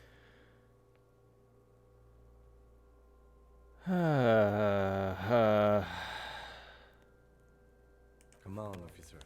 You know what a field autopsy is. You've done 100 of them. Unfortunately, no.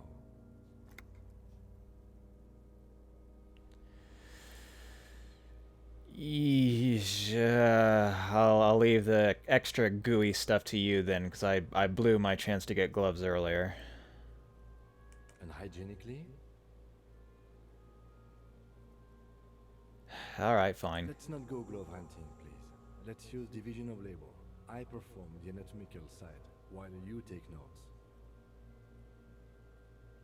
In your paperwork, officer, just fill out the field autopsy form.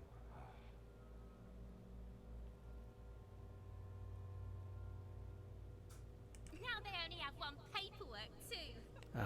Officer, what haven't you lost?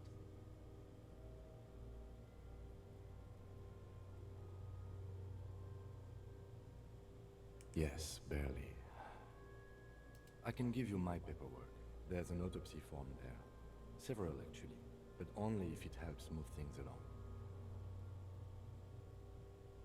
Right. The autopsy form is near the end.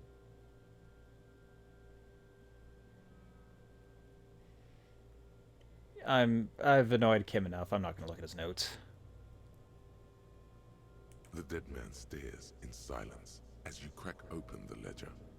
The bright red paper is covered in boxes and lists, describing the condition of his skin and organs in 3 parts.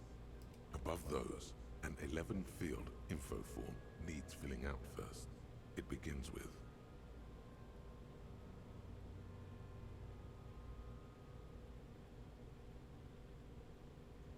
That's you.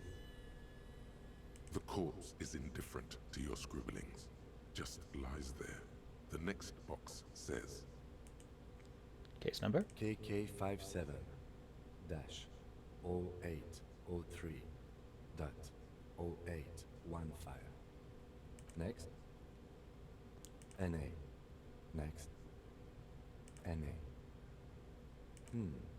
Roughly 50. Try 40. The damage is so extensive, it's better to err on the young side.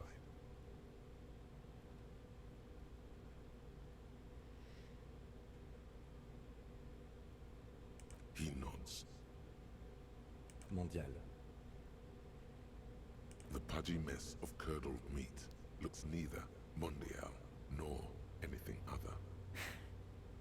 Fucky, fucky!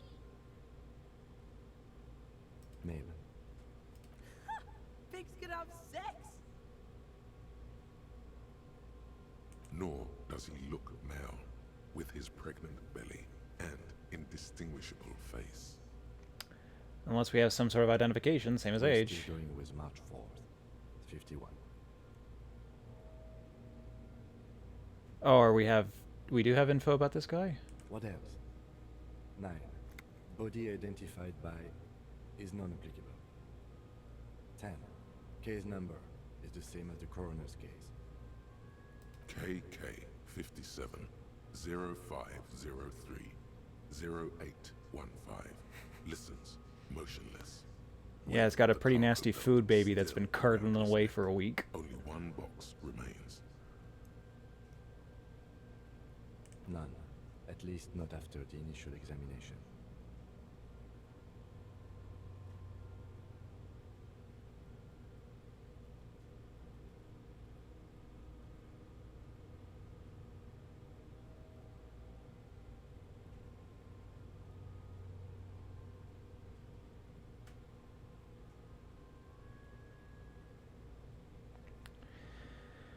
He was carried over, but signs tell us that he was just unconscious at the time. They'd have to have incapacitated and carried him over. This man was more than a match for untrained dockworkers. Your central nervous system recognizes this gesture. It's the stations of the breath. Ecclesiastic, religious in nature, a holdout from pre-Delorian burial rites. It takes him 2 seconds to perform. Then, somewhere in Jamrock North, a small wood shed behind Rosencrantz Row, Lieutenant Nick Feuerbach puts his hand to the chest of a small corpse, no larger than a monkey. It's raining outside, light drizzle. There is darkness in the shed. Elsewhere yet, an obese female sits in a wicker chair, her silhouette bull-like against the window. Outside, Grand Coudon. The day is turning dim for Sergeant Mac Dawson. Hand extended, he approaches, to make sure she is dead more than anything else. The building is tall, 7 stories, wind-wrapped in solitude. Most of the apartments are unoccupied. This was a suicide. The other, an accident. The small one. And so, all across Jamrock, Coal City, GRIH, 42 deceased persons. God, everybody's got something to say about this. Stations of breath. We should start the post-mortem. The corpse cannot feel Kim's hand on his chest. It no longer meaningfully interacts with its surroundings. A thicket of boxes and lists on red copy paper tries to answer why.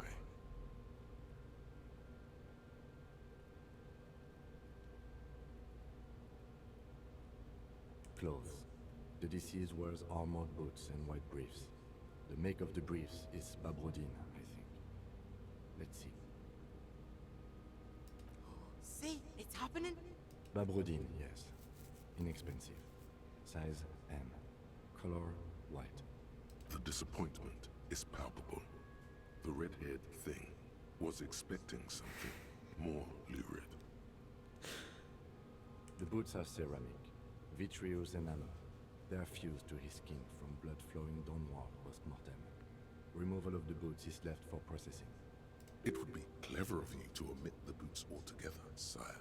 If you are to Sire. keep them for yourself, as you ought to, you have deserved them more than anyone else. I'm not gonna... Tattoos. The upper torso is covered in a single, continuous tattoo, resembling a national pattern. It reaches from the right shoulder to the heart. The ink is blue and white. The assistant has a color photograph of the markings, to be added to the case files as document A1. The photo is taken on the scene, using a Trigat Mini. The deceased has a cargo lashing belt around his neck, tied with a hangman's knot. Color yellow. Length 3 meters. There is a buckle on the other hand. Well-nourished, athletically built, measuring 1.8 meters. Generally consistent with age 42. Preservation is good. Ambient temperature below freezing. Body hair is light brown. Distribution is consistent with age. The deceased had male pattern baldness. Hair is combed back, short.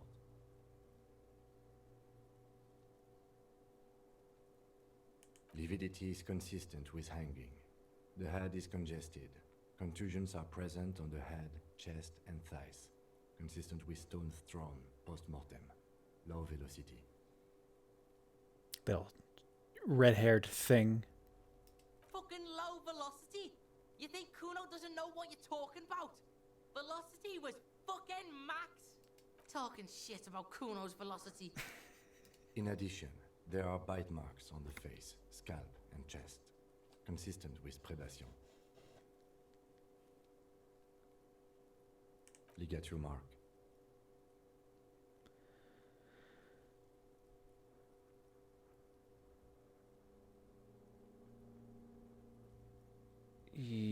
Still wiring. There's too much of it. We need to remove the belt so we can get to the ligature mark. You got just the right tool for that. The chain cutters. Always good to think ahead. Now, we need to cut the belt to see the ligature mark below. Carefully, with as much precision as you can. See, my pig is gonna fuck his head off. No, he ain't. Your pig's a boring fuck.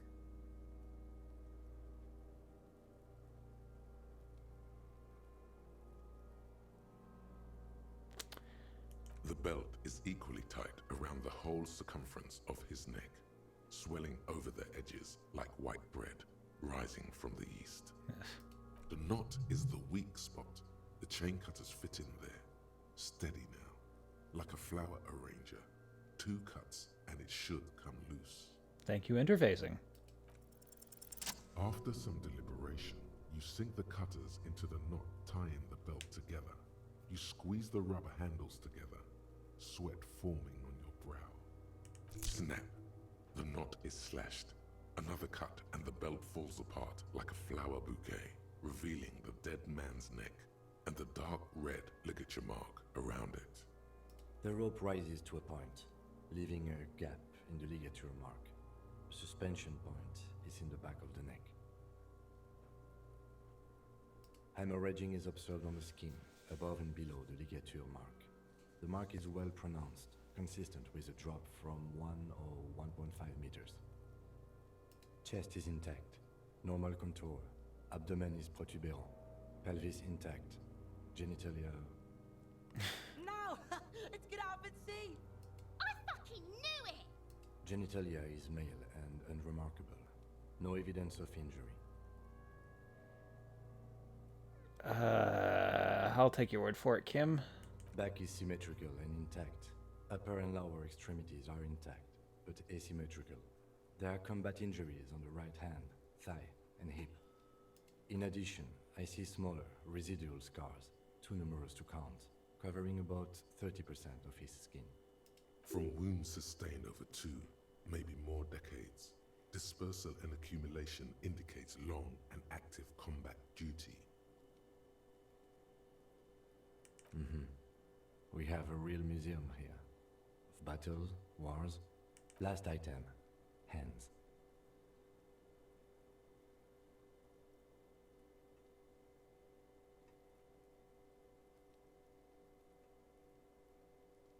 My job is to take notes. Hands are clean.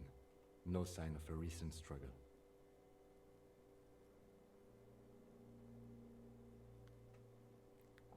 I was. Maybe I'm just not seeing them. Honestly, this stench is making it hard for me to think at the moment. Should have gotten some smelling salts in addition to those ampules. Ooh. That's all for the external. Well done. What next?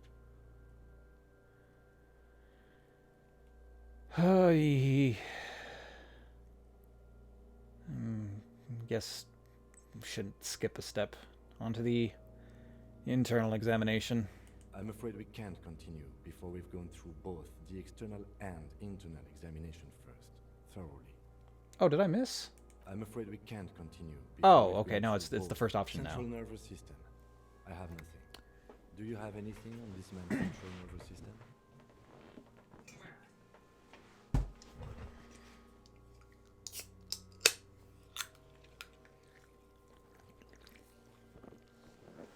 Oi. You don't even have a joke. Musculoskeletal. Purge fluid is coming from the mouth. Not injury related. Eyes and tongue protuberant. Hyoid bone. Let's see. With his eyes almost closed, the lieutenant puts his hand on the dead man's throat and begins to massage it, gently. A rotting smell erupts from the mouth. Purge fluid runs down his lips, black and viscous. You hear cracks as the lieutenant moves his sharp fingers inside the flesh, like the creaking of an old house at night.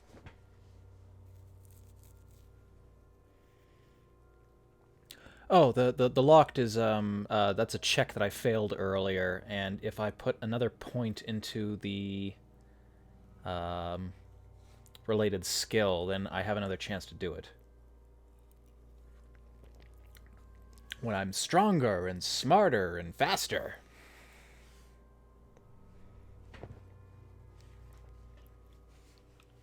Yeah, jack that fucker off!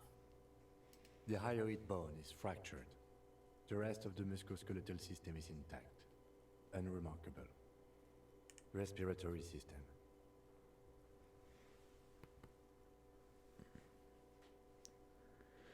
Oral cavity shows no lesions. The victim has received dental implants, possibly after a combat wound. Mouth swollen. Hemorrhaging present in mucosa of the lips and mouth. No scream, no sigh of relief rises from the darkness inside. It's humid there. Sickly sweet air, unlike anything living. You feel like throwing up. Straight in that mouth.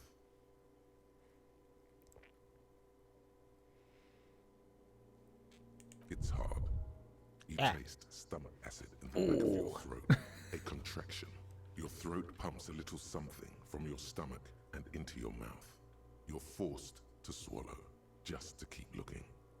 Inside, you see darkness. Just a mess of meat and darkness. Deep silence as always. Hemorrhaging present in mucus. Cool, did that for nothing. Hepatobiliary. NA.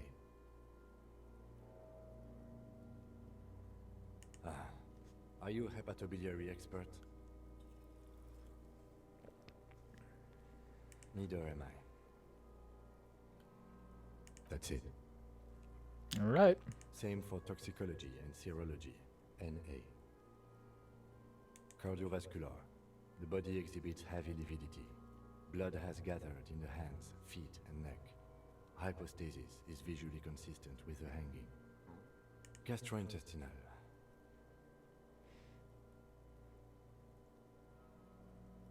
Digested semi-solid food in stomach. Voila.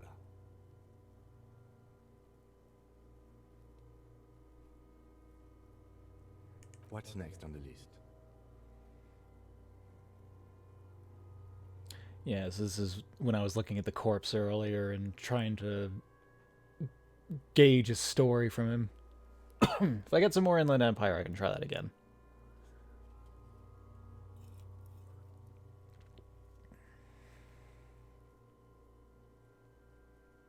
I thought we decided to leave it to processing. Let's not turn this into some kind of circus. Damn it. This is turning into some sort of mega puzzle.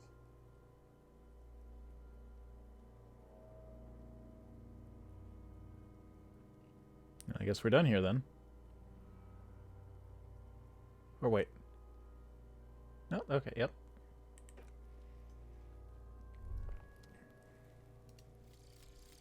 Regular law official. Oh, another thought. You've done it, Harry. Whatever else you are, you're also boring now. It was not easy. You spent most of your life trying to funk up every nook and cranny of your personality. When someone says something political, the first three thoughts in your head are a ludicrous hodgepodge of communism, fascism, and stock tips. When they ask you why you did something, it's superstardom, apocalypse, or the mea culpas of the flagellant cop monk. It's not easy reaching for the fourth option, the normal one. But you have. And now, you're not just crazy. You're also boring. Cool, what are my bonuses?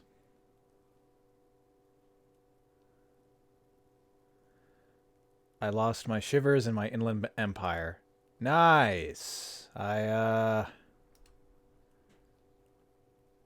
This was a mistake.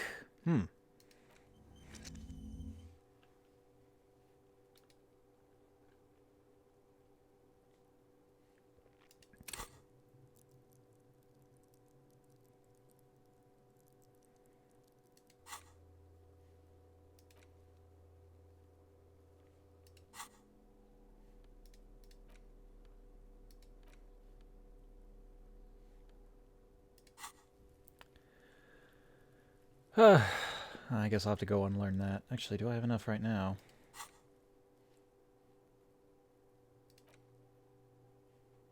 No.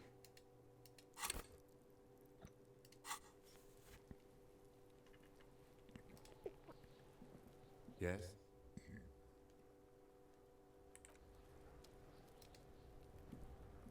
The rotting man the lieutenant adjusts his glasses and takes a deep breath. No. We're done here. I don't need to do any more than that.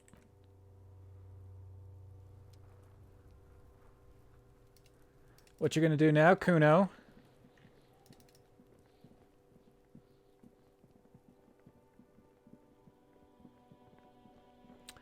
Alright, I guess that does it with that part of the investigation for now. I can hopefully get to the other side of the river and also go talk to Mignana.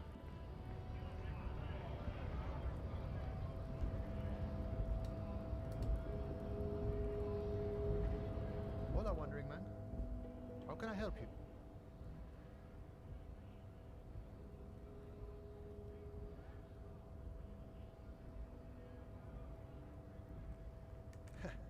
The little boy had a good on his promise. To get me into trouble. To sick the pigs on me. Pardon the choice of words. Not mine. What happened? I was asked to look into that armor situation. Official Union probe, you know. Track it down, see who took it. Did you? At first I thought, why not? Maybe the pieces can feed the strike. Buy us a few more days under the sun, you know? So I went to this boy. He said he'll make me his prison bitch.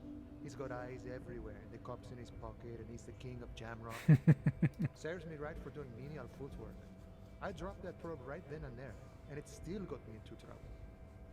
One bad move is all it takes.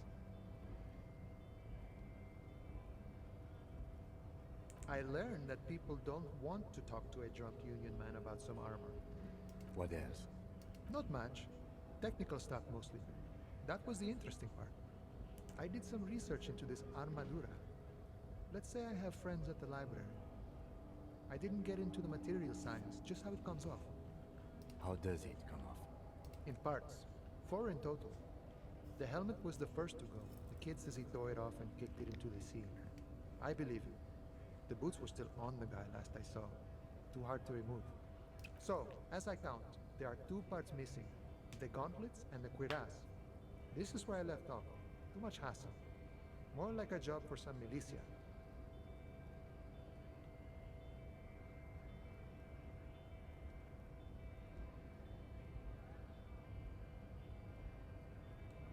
Oh, they're just gone. They don't exist anymore, if they ever did at all. Forget about them.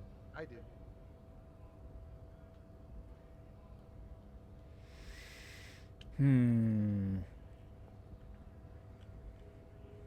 A mystery is afoot. I'm ambitious. All of it? There are junior officers out there, eager to prove themselves. I would leave some for them, but okay. Let's find all of it. And Mesqui's epic then, all across Martinez.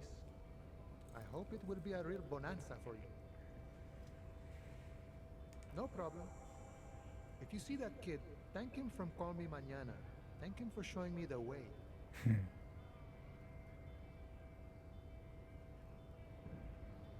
Los Ardis? They're an independent militant group. A bit too high-strung, but it comes with the responsibility. They're sort of like you. Preserve the rule of law and all that. Except it's Eberhard's law. But really, they're just like you.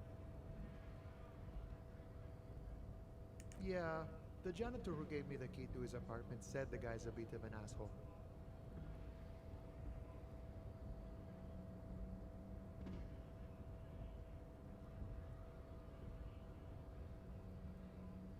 Like I said before, I don't know much about this weasel, but the bossman said he's a real piece of work. Thanks for helping out, friend. Thanks for your time, Mignana. Alright, now, where is our odd soul friend? Not hiding in this room, are you?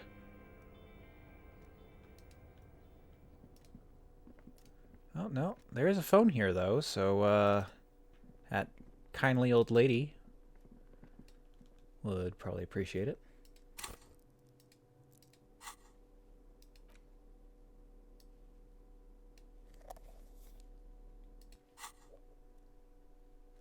Not a particularly dark room, eh? I guess I'll save that for later.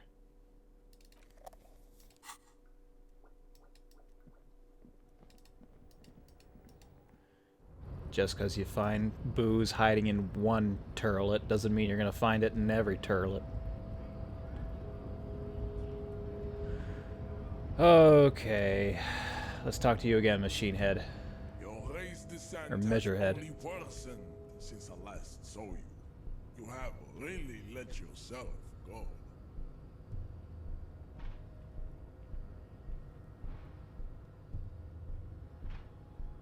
Racists are generally not very good examples of their race.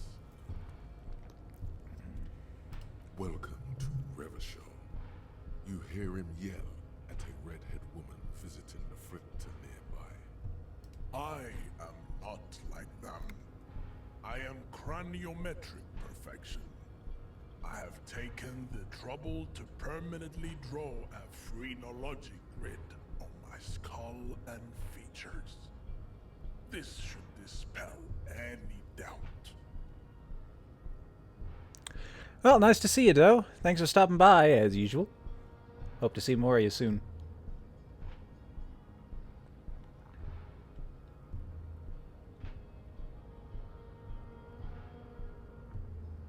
Your silence betrays your inferiority.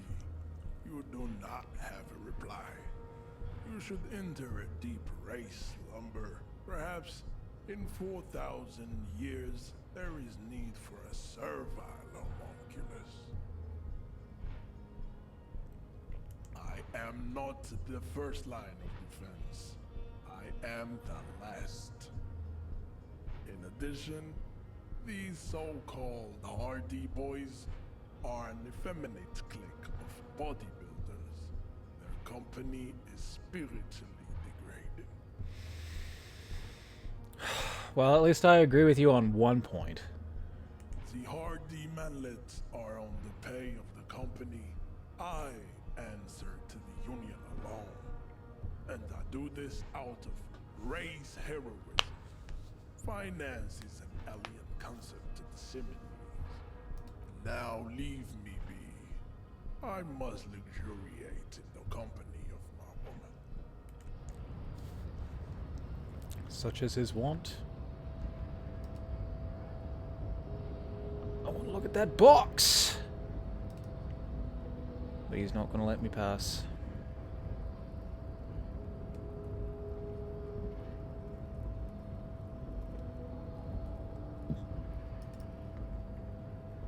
Is there no other way to get back over to Claire's place?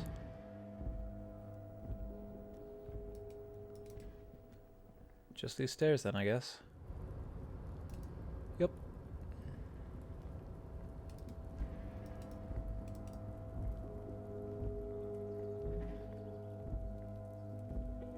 Can't use those stairs.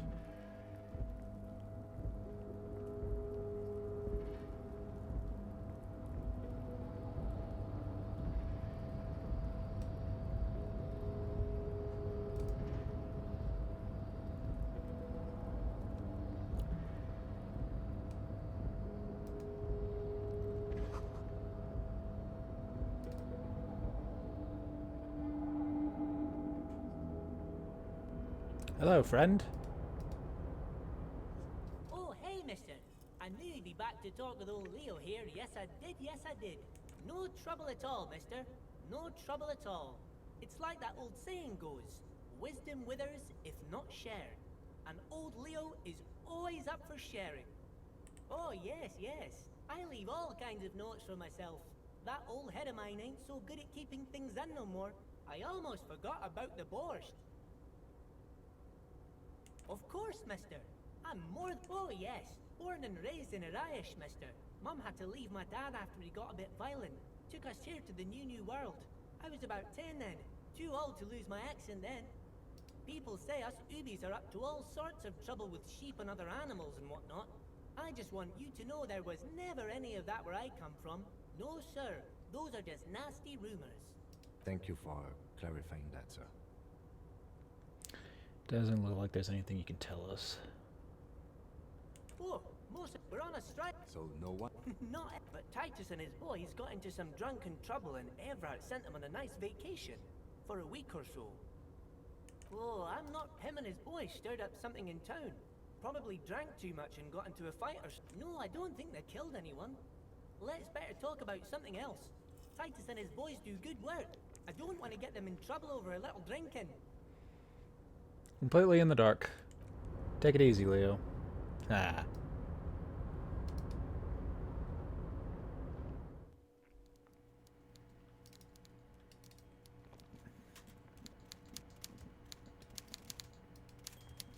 Mr. Dubois, I hear the meeting with Titus was a glowing success. That's such a relief. Titus can be a handful sometimes. Now, what can Everard Clare do for you today? Most certainly, Harry. Nothing brightens my day like brainstorming these things with you.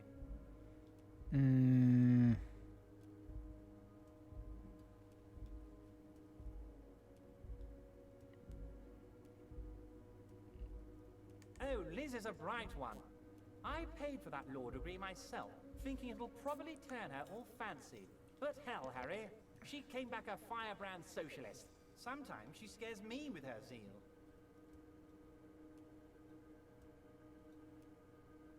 Oh, they are simply... Old Theo used to run them, but things really kicked into gear when Titus took the reins and named the group after himself. Got a lot... Interesting. Who's second in command? They're almost all of them great guys, born leaders. Whatever happened, work with them. Hell, interview them. But don't fight them. They really are just like you. Men who like beer, women, and some order on the streets.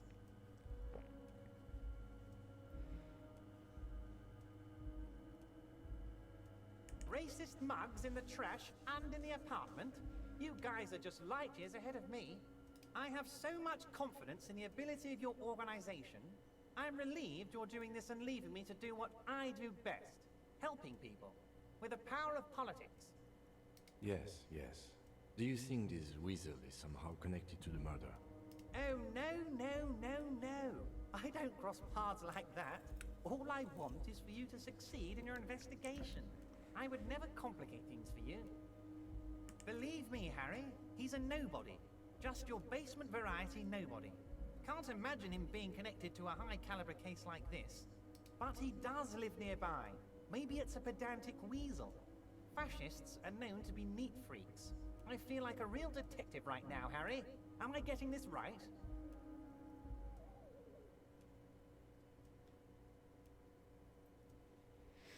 Of course, Harry. Stoic silence. I like that. Very befitting a police officer. I'm not a real detective. You are. By all means, Harry.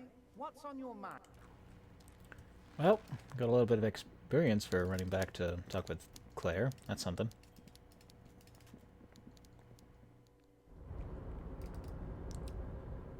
Doesn't look like I'm any closer to finding our odd soul. Oh, wait. It is Bax. I have a master key.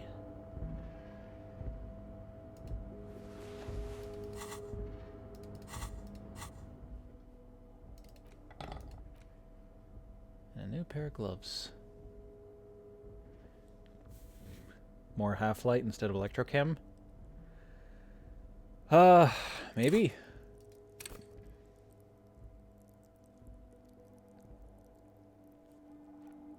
Ah, right, yeah. The half-light was just like the animalistic side of, reaction speed or...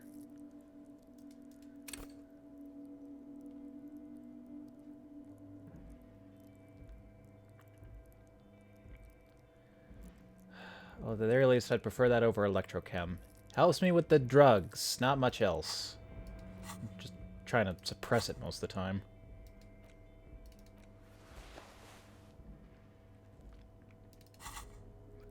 That's better.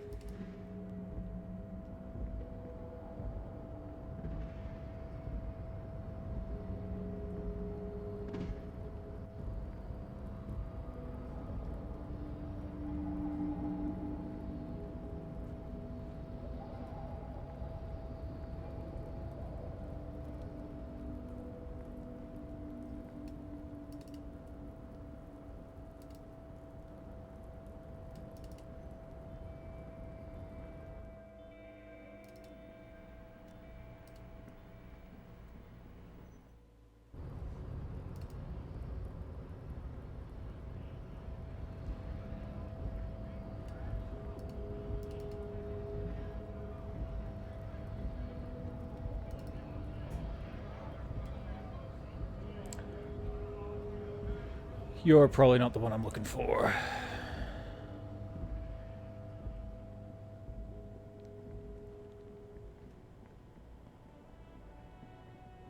We needed some sort of lift operator.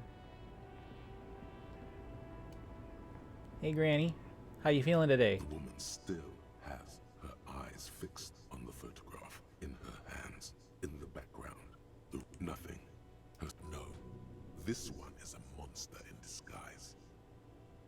Half-light already doing some stuff.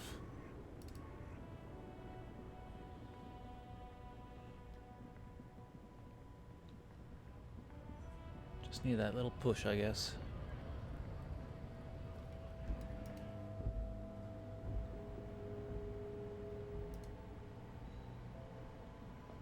You see several packaged raincoats fill a low shelf. You still suspicious of me if I try to steal this? Not that I'm gonna. Transparent, except for the big. Do I have any more cans to sell?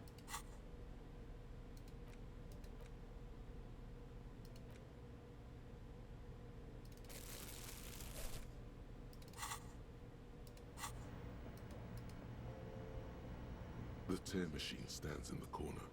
A sign says, 1 bottle equals... Nope. Fresh out.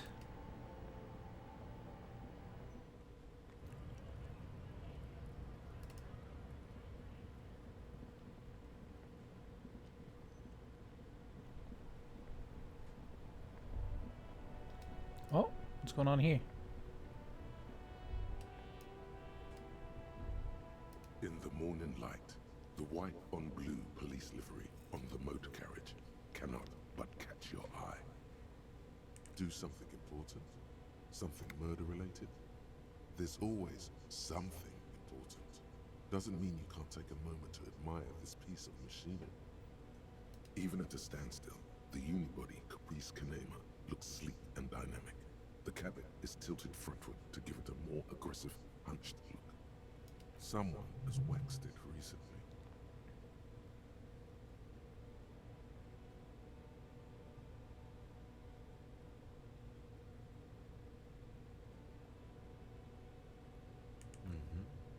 You want to take a closer look?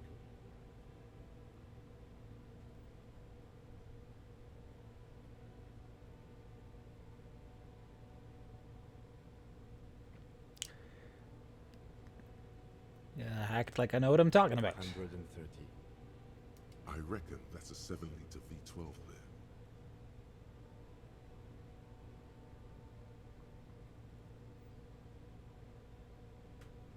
there. $7.2. Supercharged.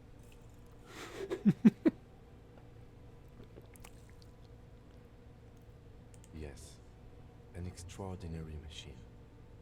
It's nice and all, but why so modest? Put some zing into it. Flare it up. Slam it down. Helium headlights would improve the range and quality of the visual field a lot.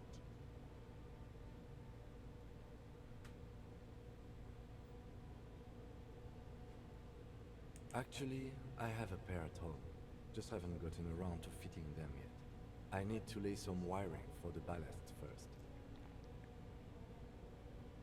Maybe. Yes, definitely. Maybe. Yeah!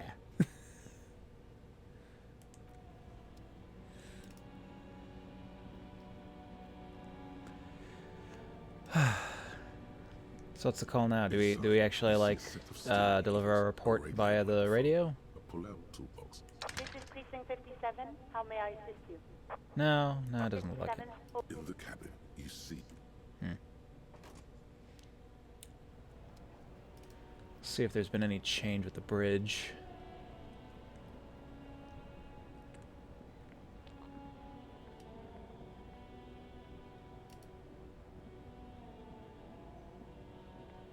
Looks like it's still up. Was it the day after tomorrow? The crumpled salmon and butter billboard still soaks in the canal, marked by tire tracks. The lieutenant looks on.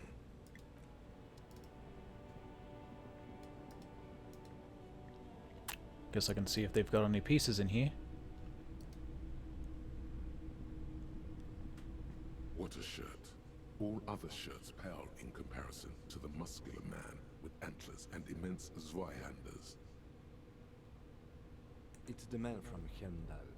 Walking away from his burning village, yes. The man from Yelmdale is the hero of a series of popular books based on a fictional version of Kotler. Mostly what is nowadays Arda NFD. In fact, most people don't think that man from Yelmdale ever really existed. But they are wrong. Hendal isn't a real place. Neither is the man a real man, of course. But both the man and Hjelmdal are an ontological necessity.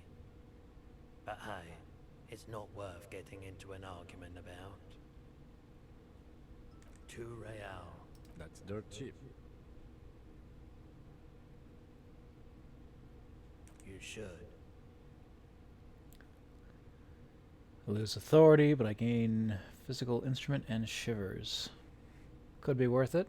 I don't need it right now, but I'll keep that in mind. I hope. Hello, hello. Let me know if I can help you with anything. Doesn't look like there's anyone who's come in here to sell what we're looking for.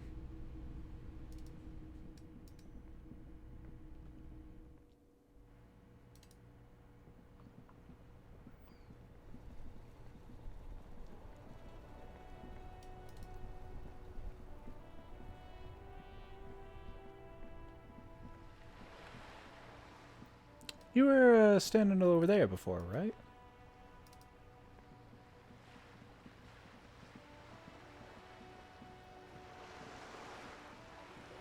Yeah, you were down here.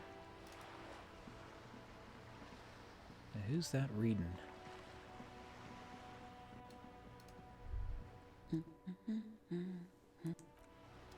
Had a thought as I approached her.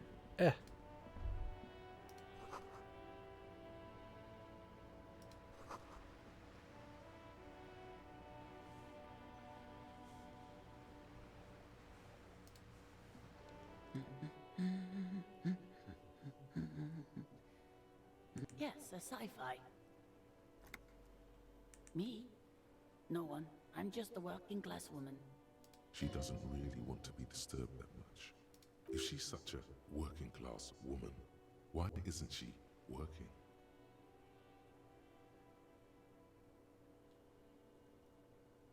Not all the time. Right now I'm browsing books. Even a working class woman needs something to read. It is. I know you are. Everyone can see that. The rectangles.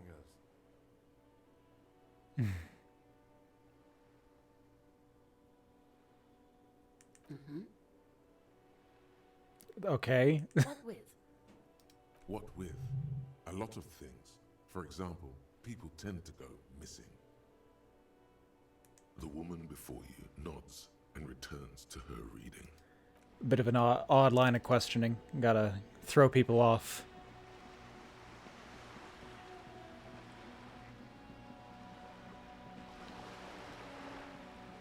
Get a better read of them when they slip. What is this?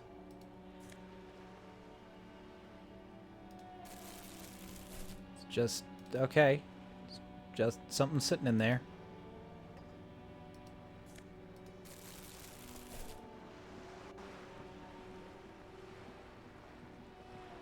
You're still hanging out on your boat? You're back. Good. What can I help you with? That's the man who was killed. I'm afraid this is a discussion for once we've cleared the lynching question.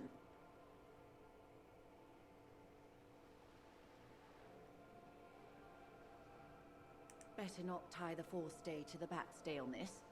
I hope there is something else I can help you with. More lessons in basic reality? My favorite part of the day. Go ahead, ask me anything.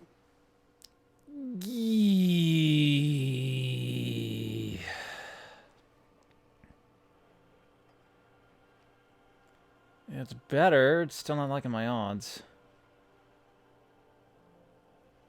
Oh, this one's actually... Oh, right, yeah, no, this thought gave me a nice big bonus. Alright, well, Glad to have been of assistance. let's see if I've got anything for that first. Well, this sure gets me more conceptualization.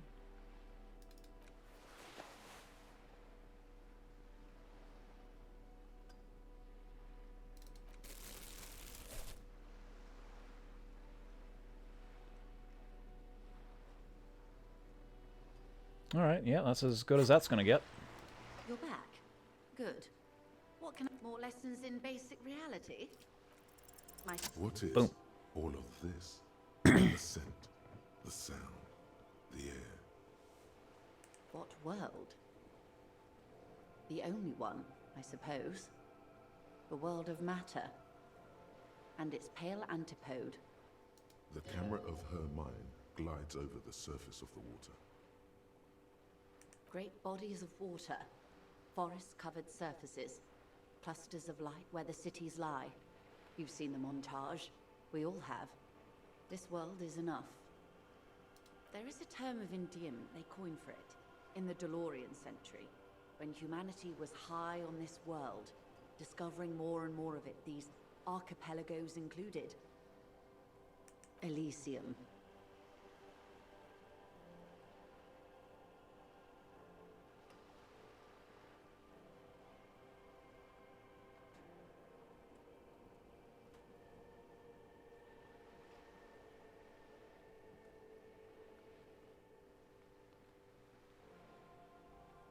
Not in this case, no. That sounds more like something the Mesk petrofascists might say. It isn't enough to call us animals. Even animals aren't animals. They're like you and I suppose. Living organisms don't identify with abstractions. Elysium is for particular beings. It does. There are those who would call it hell. But what is hell? A term of hatred that originates, like many such things, with the Mesk petrofascists. Oh, you want a picture of the world? There is no complete set yet, dear. They're having some trouble reaching orbit. Great things are difficult to achieve. For now, we're viewing the world from the inside, sideways. We used to think it was a sphere, but that is beginning to look less and less likely by the day. You wouldn't know it from the tabloids, but the ORG nations have been launching weather balloons into the lower ionosphere since the 30s. ORG, Occident Revershol-Grad. There's a steadily increasing trickle of images. Between the big three scientific contributors, they're piecing together a dark grey corona. Yes. Pale covers 72% of the surface. There are grey flares and prominences, even arcs above entire isolas. The images are blurry, but if there was a sphere in there, it certainly looks like it fractured a long time ago. A cold fear seeps into you.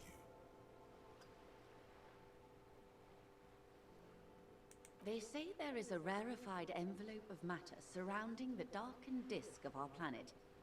That is, if we are still living on a planet. Or, to speak more plainly, imagine vast swathes of land disrupted by nothingness. So we got some flat earthers here who don't believe in an edge, but rather infinitely expanding nothing.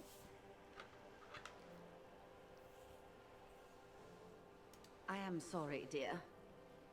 It must sound quite terrifying through the acute encephalopathy. Even scientific positivism isn't entirely convinced about what we're dealing with here. But this is one of the greatest questions of our time. Maybe when they get the complete set together, it will jolt us out of our rut, bring us together, however naive it may sound. You have misimagined it.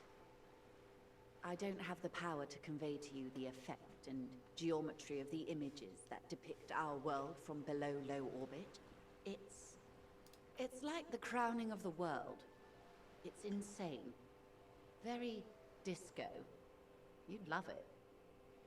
Well, if it's disco. See, everyone finds something worth holding on to in this world, however wasted its opportunities. Suddenly, you're conscious of yourself standing there, on whatever this all is. Your arms hang down by your sides. The lieutenant observes you both, silently. He adjusts his glasses. The Pale is not, technically speaking, part of reality. Yes. Also, I think we've had enough excitement for today. Remember, we have a cadaver to attend to. Of course, Lieutenant. Let's try something else.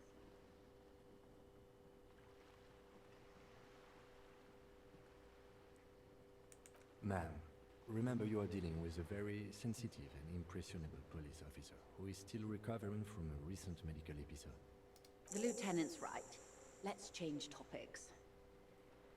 What do you want to know? Anything. You could sneak back later when the lieutenant is not here, unless you can convince him to step aside. I mean, I guess I could.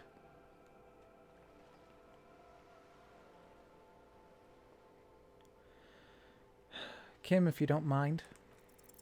Good idea. Just ask him. He won't make a scene. Fine. See? What can he do? You're a grown man. Are you sure you're sure?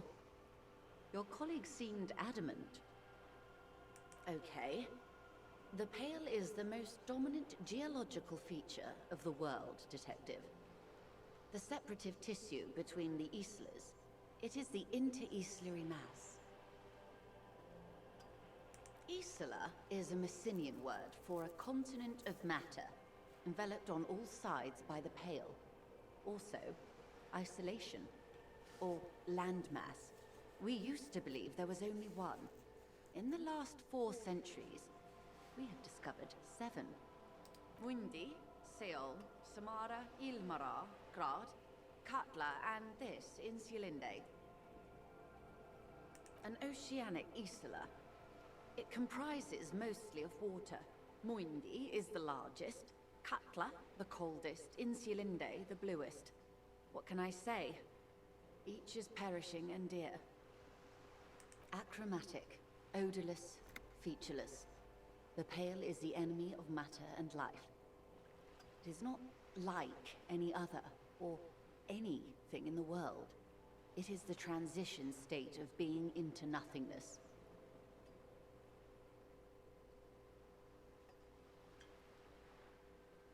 Oh, it is so difficult for us.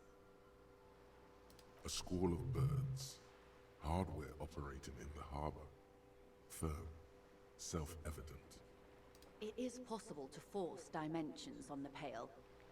In modern times, we can even compress its latitude, bouncing radio waves from one end to the other, shortening the path. But it is still hard for humans to navigate the Pale without getting lost, or having our minds damaged. Extensively. Some say the damage stems from extreme sensory deprivation. Others argue that Pale somehow consists of past information that's degrading, that it's rarefied past, not rarefied matter. They call it the blend over of the self. The Pale does not only suspend the laws of physics, but also the laws of psychology, maybe history even. The human mind becomes over-radiated by past. It feels terrible. Absolutely terrible.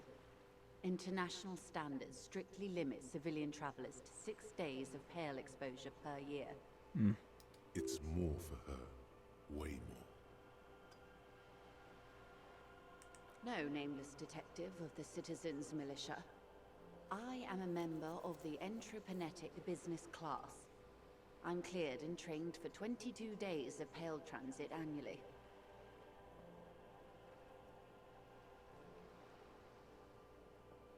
Up to my gills, officer.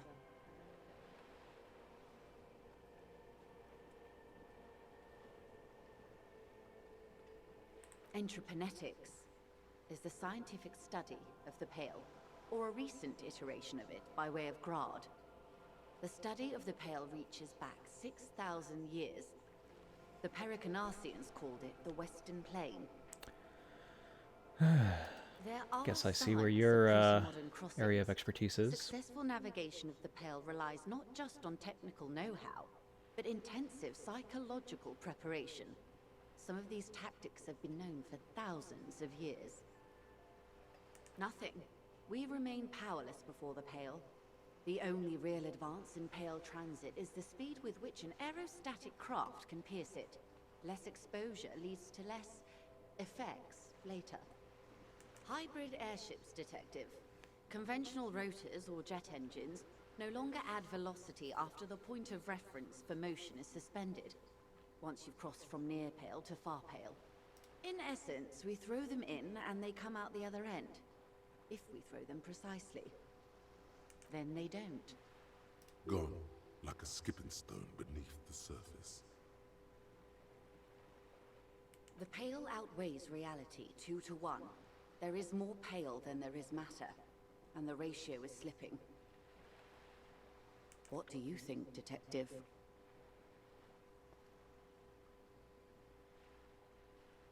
Precisely.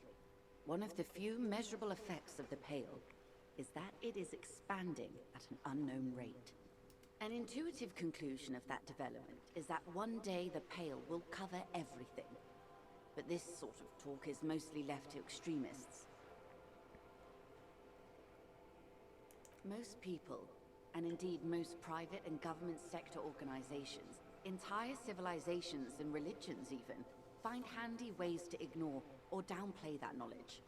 I suggest you do the same.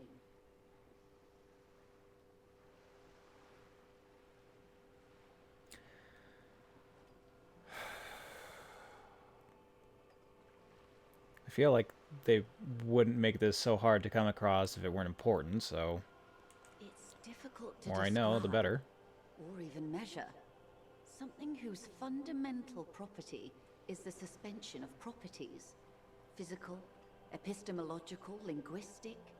The further into Pale you travel, the steeper the degree of suspension. Right down to the mathematical. Numbers stop working. No one has yet passed the number barrier. It may be impossible. Yes, sweet reality. But before we do, tell me, Detective, is this the first time you're hearing this? Do you really not remember anything?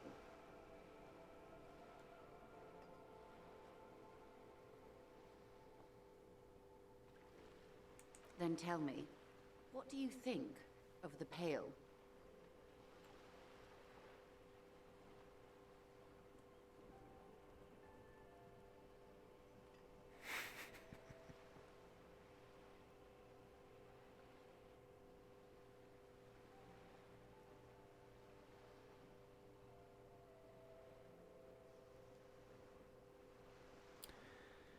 So disco, baby. You really didn't know. This does not spell good for the investigation, Detective. If you don't know even this, then...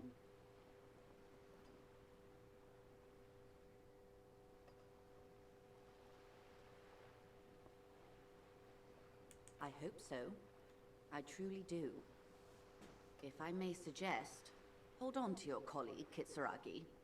I ran a check on him and he is very competent. In the meanwhile, you have me. I will assist you in any way I can, even if we have to do it one basic term at a time.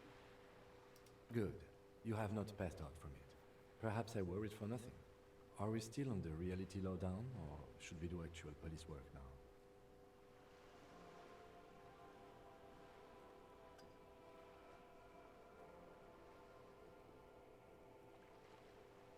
Yes, well, the rest of us have dealt with it for thousands of years, so...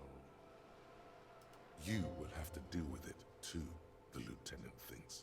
This is why I didn't want you to know. Good luck, detectives. Were things easier when I was ignorant? Maybe.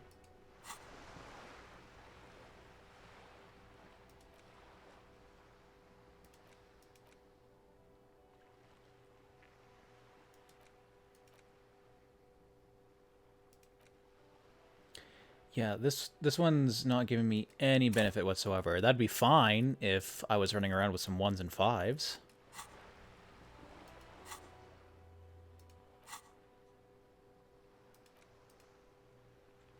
But I should get rid of this.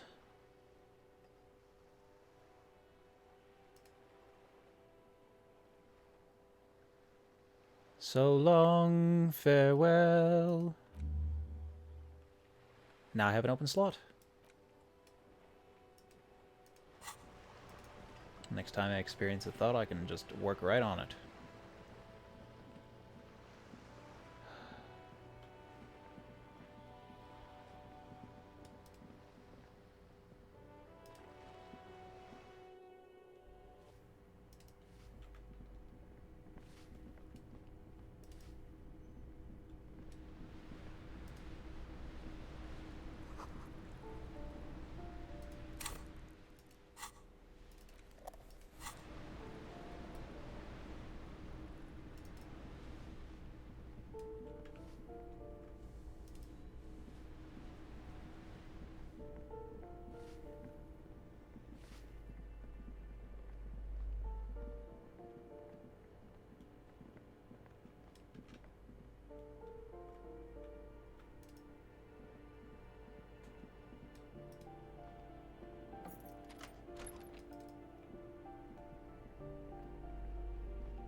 Still nothing in here.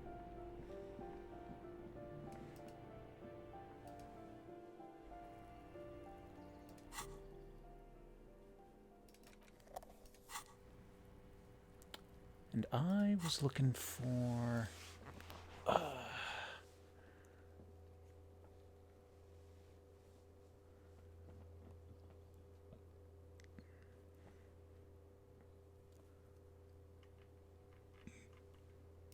Here he is. Visit apartment 28 sometime after 9 to see if anyone's home. Alright, well, it's still early in the day, I think. Yeah, not even noon yet. Okay.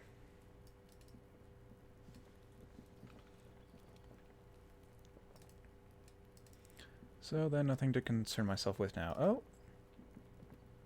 I see a door. I see a locked door. Interesting.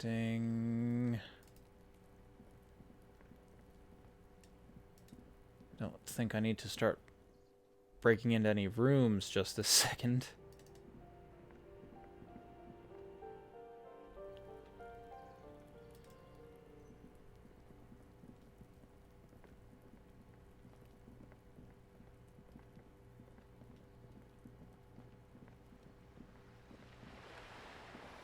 Alright, well if that's everything, I think I can go back to the Hardy Boys and ask them some more questions. Because it doesn't look like I'm going to be leaving here anytime soon.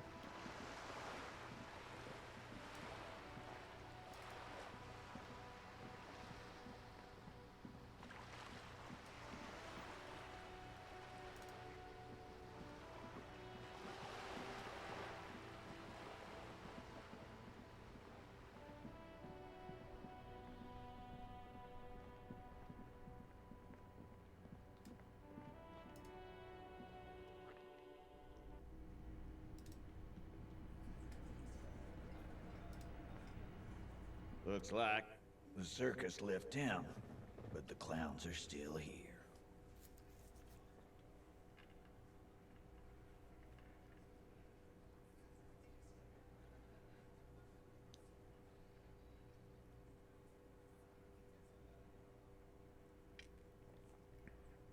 Again, just get the dead guy's autograph, since you're his biggest fan. Good one, Titus.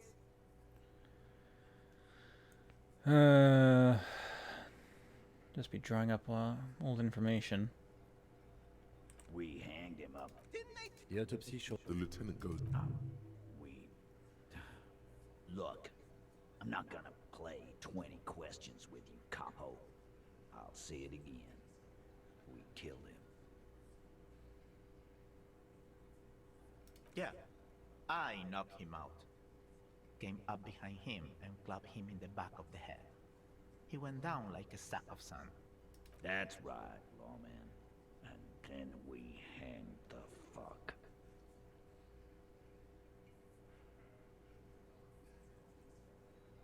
Right fucking here. Eugene already told you that the fuck had started coming to our bar. Yeah, man, weren't you listening? My fucking elbow, Copper. Samaran boxing style.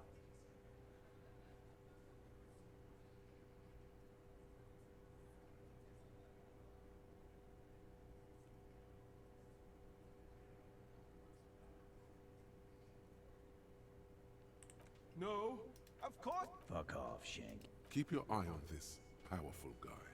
Sooner or later, Like what, Copper? You don't have to keep answering it. I know, Lizzie. Relax. Known him? Yeah. Quiet. By the Pines car. No. Why don't you ask her? That's enough insinuation for today, Titus. Officer, your interview is drawing to an end. Are you deaf? Do you think you could do that? Who do you fucking think does?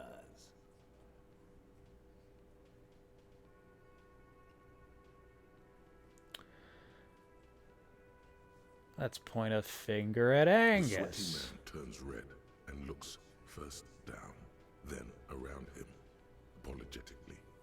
It's not the fat ass. Titus runs the Hardy Boys, genius. I think you got your answer. Yes, there are some... About fucking time. What are you talking about, madman? There's no 8th Hardy Boy, there's 7 of us and we're all here. Or what?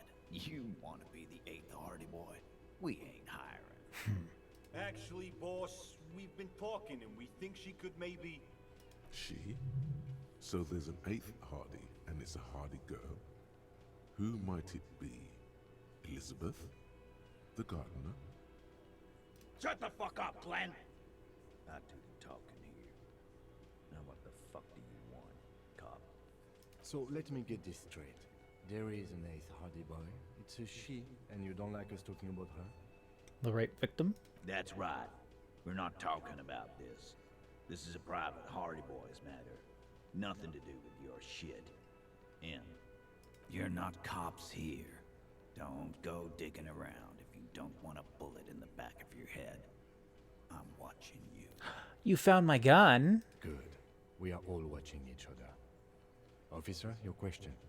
There's no point in pushing it further, he thinks. This is already a victory. We'll learn more about this 8th Hardy sooner or later.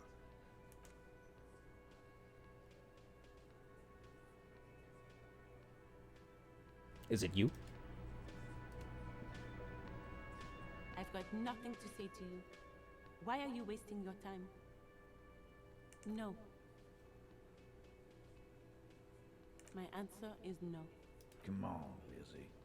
We're generous people here in Martinez. With property. Fine.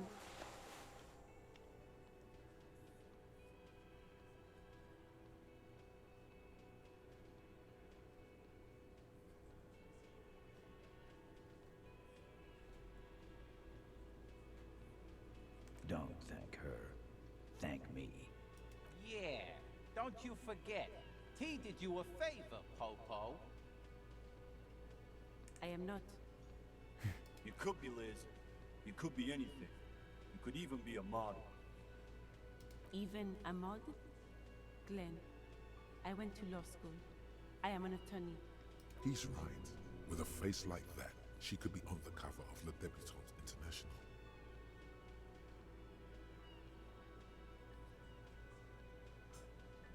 The cold look in her eyes speaks louder than words.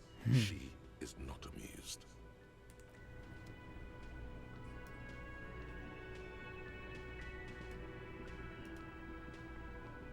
Oh, hello, dear.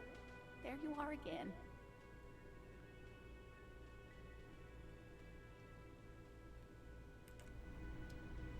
Did I have anything to talk with you about? Can I help you? Another thing. Great. I love those.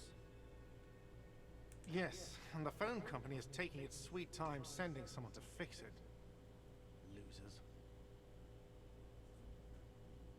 It's not strange, it's inconvenient. Who told you that?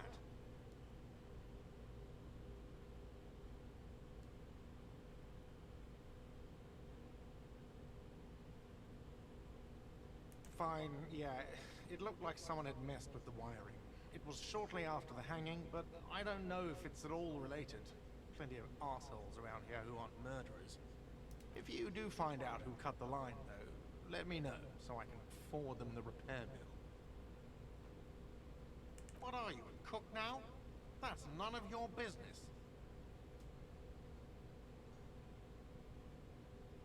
He wasn't pan-fried, he was lynched.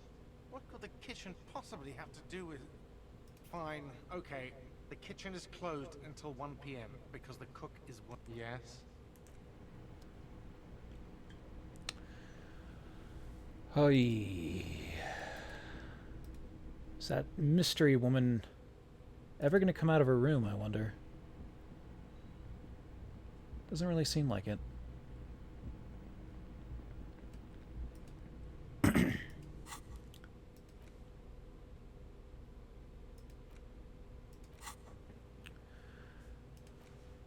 Oh, well, now what?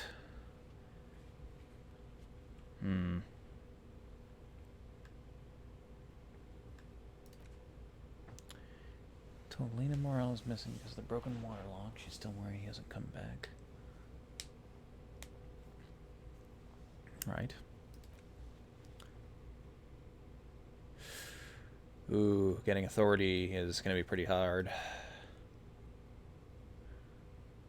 Oh yeah, talk to Kuno. I mean, that's not happening with Kim around. And I also reported it I reported it, so it's unlikely that I'll be able to take it without them tracing it back to me.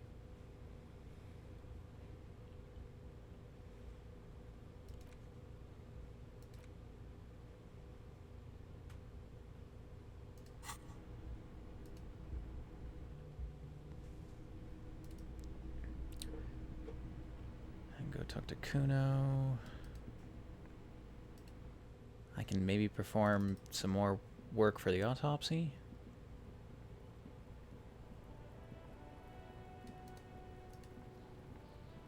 Fuck does Kuno care? So?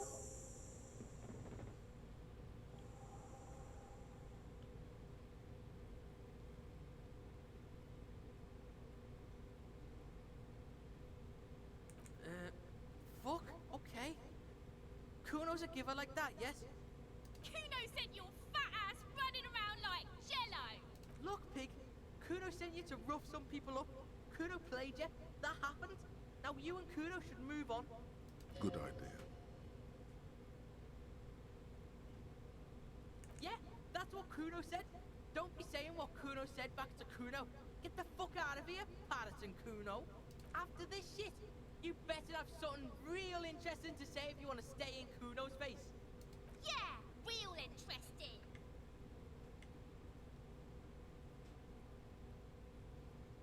That's it then, I guess. Kuno doesn't fucking care.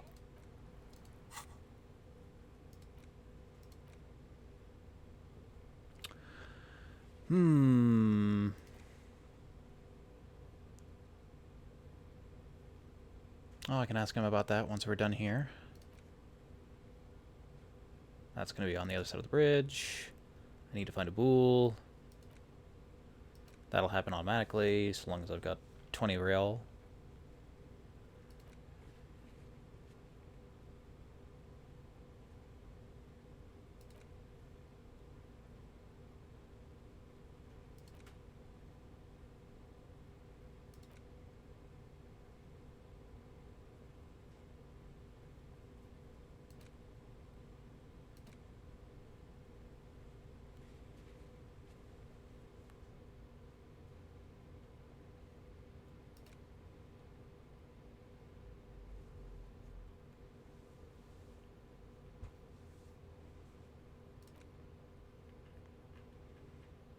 Looks like that's about all I have right now.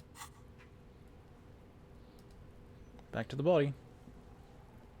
The rotting man lies on his side with his... The lieutenant adjusts his glasses and takes a deep breath. You find a moment as the lieutenant inspects the dead man's fingernails. Just a few glances. The pages are filled with a bulky freehand that's nearly illegible. Still, you could make out a case with a curious title. The Man with the Hole in His Head.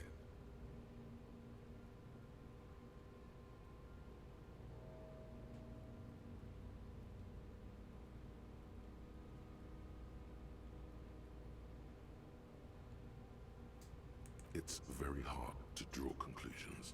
All you can make out is that he is in a hurry to solve the case. The tempo of the handwriting says as much, and that there are a lot of notes in there. Most of them are made prior to arriving at the scene in preparation.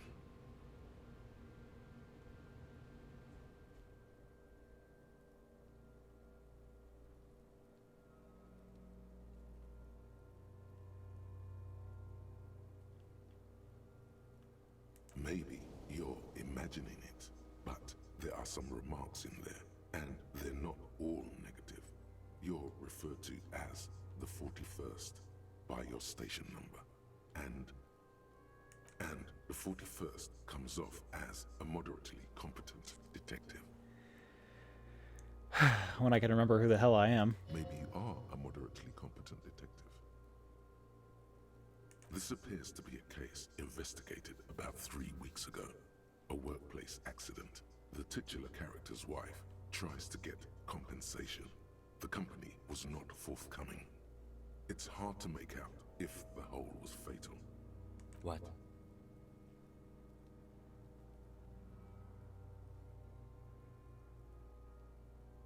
I thought we decided to leave it to processing. Damn it. This is turning into some sort of mega puzzle.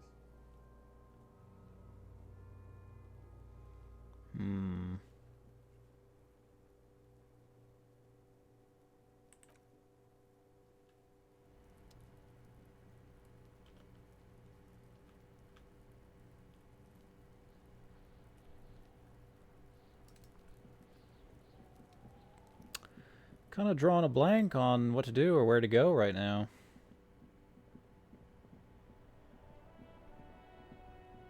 Don't suppose our philosophical friend over here can tell us anything. Did I already pass him?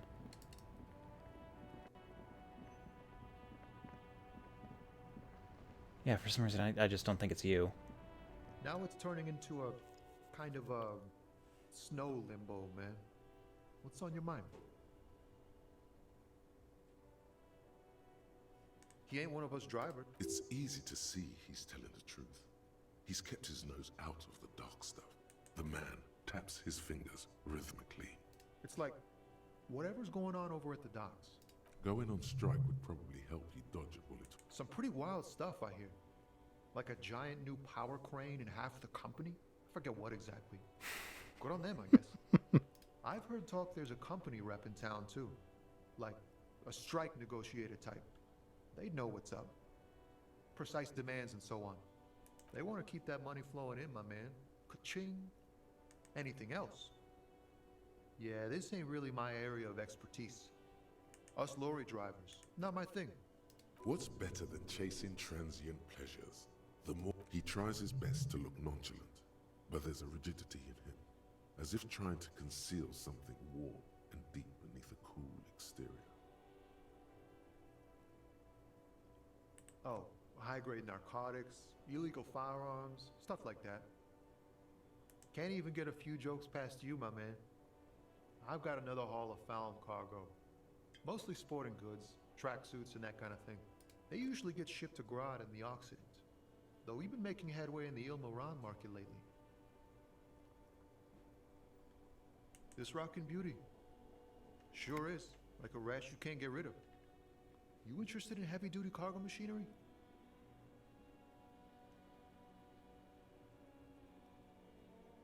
Sure. Neat. For carrying large quantities of cargo a long distance. These found tracksuits need to find their way to the kids way out in Wamrau and Laurent Bird somehow. The man taps his fingers rhythmically.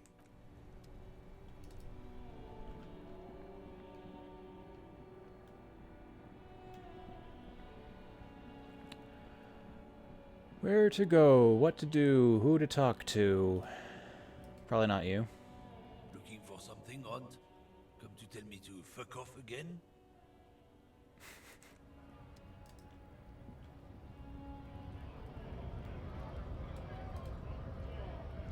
Right to work!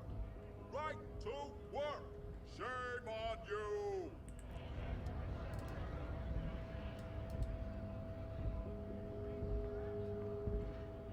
A lorry stuck in the traffic. The windows are clear. They've been recently washed. It's like I'd love to ask around, but there's no one to talk to.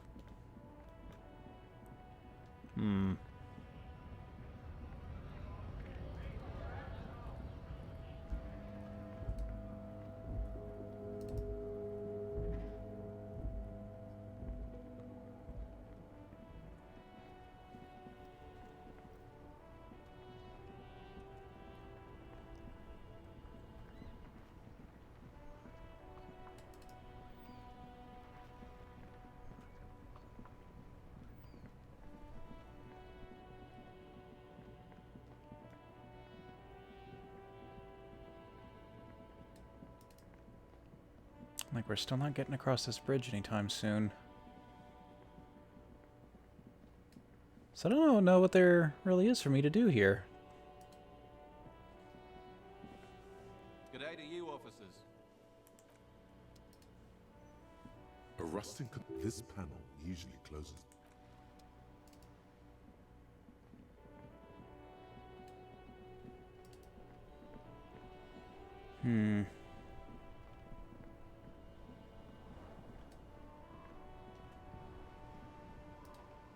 Maybe these old guys can tell me something.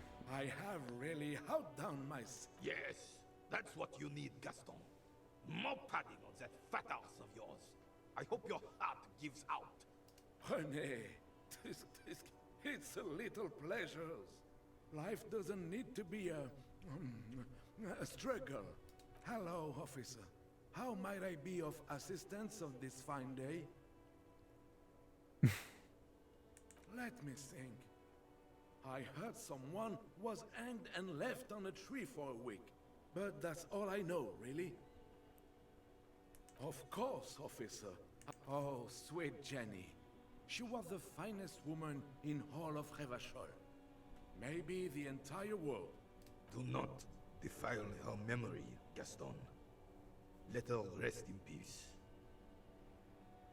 She died of pneumonia 2 winters ago. It was a quiet passage, peaceful. René and I were both by her bedside when she... died. No use sugarcoating it. Won't bring her back, will it now? Departed. Until the very end she couldn't decide between us. The most indecisive woman I've ever met. She could never make up her mind about anything. What to have for breakfast, favorite color, or which one of us to marry. She was always leaving one of us for the other, but never long enough to actually get married. Heck, technically, we're both still engaged to her. You always confused her. Couldn't let us be happy. Seduced her with your fancy words and pastries. He suddenly remembers you are still there, falls silent, and turns away. Of course, officer. Memories are all we have left.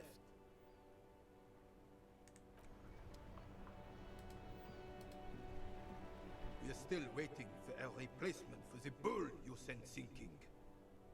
There's nothing for you to understand here. It is not her death you are investigating.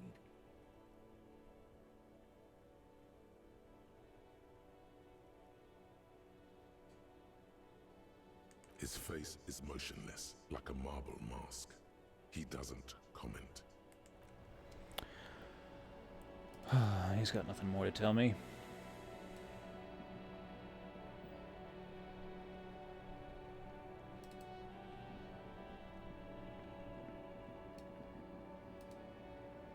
Every snowflake is like a little gift from the sky.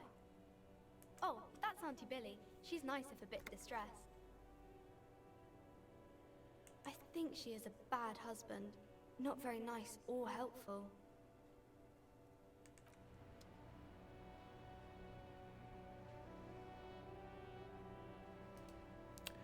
Anyone in the bookstore? Besides you?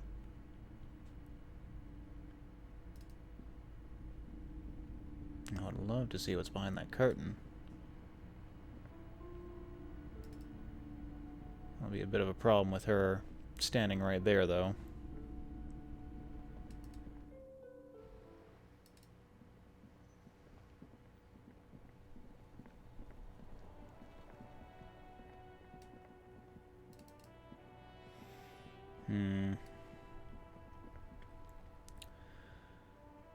Well, it's about that time, and I don't know what to do, so maybe we should call it here, and I can pick it up again later when I don't know, got a fresh mind.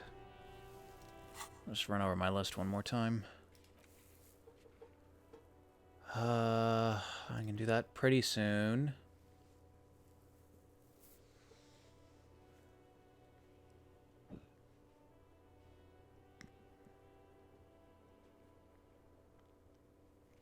You know, I could maybe go talk to the people back in the building over here. I feel like I really haven't gotten a good grasp on what they know yet. So I'll just leave myself in front of that building.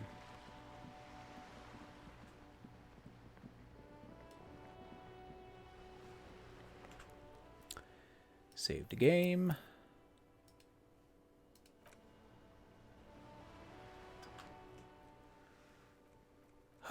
and quit out of here. All right. Oh. What a complicated investigation. I can't help but notice that helicopter carrying away Everart's crate. What an odd fellow.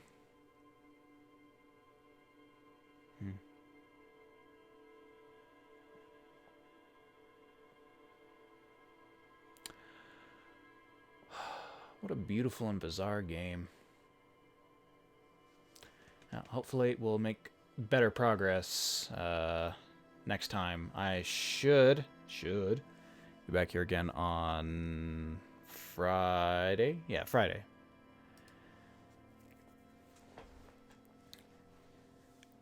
In the meantime, I might review my information again and try to internalize where to go, what to do. Yeah, thank you very much for stopping by. I will see you again next time. Take care, and good night.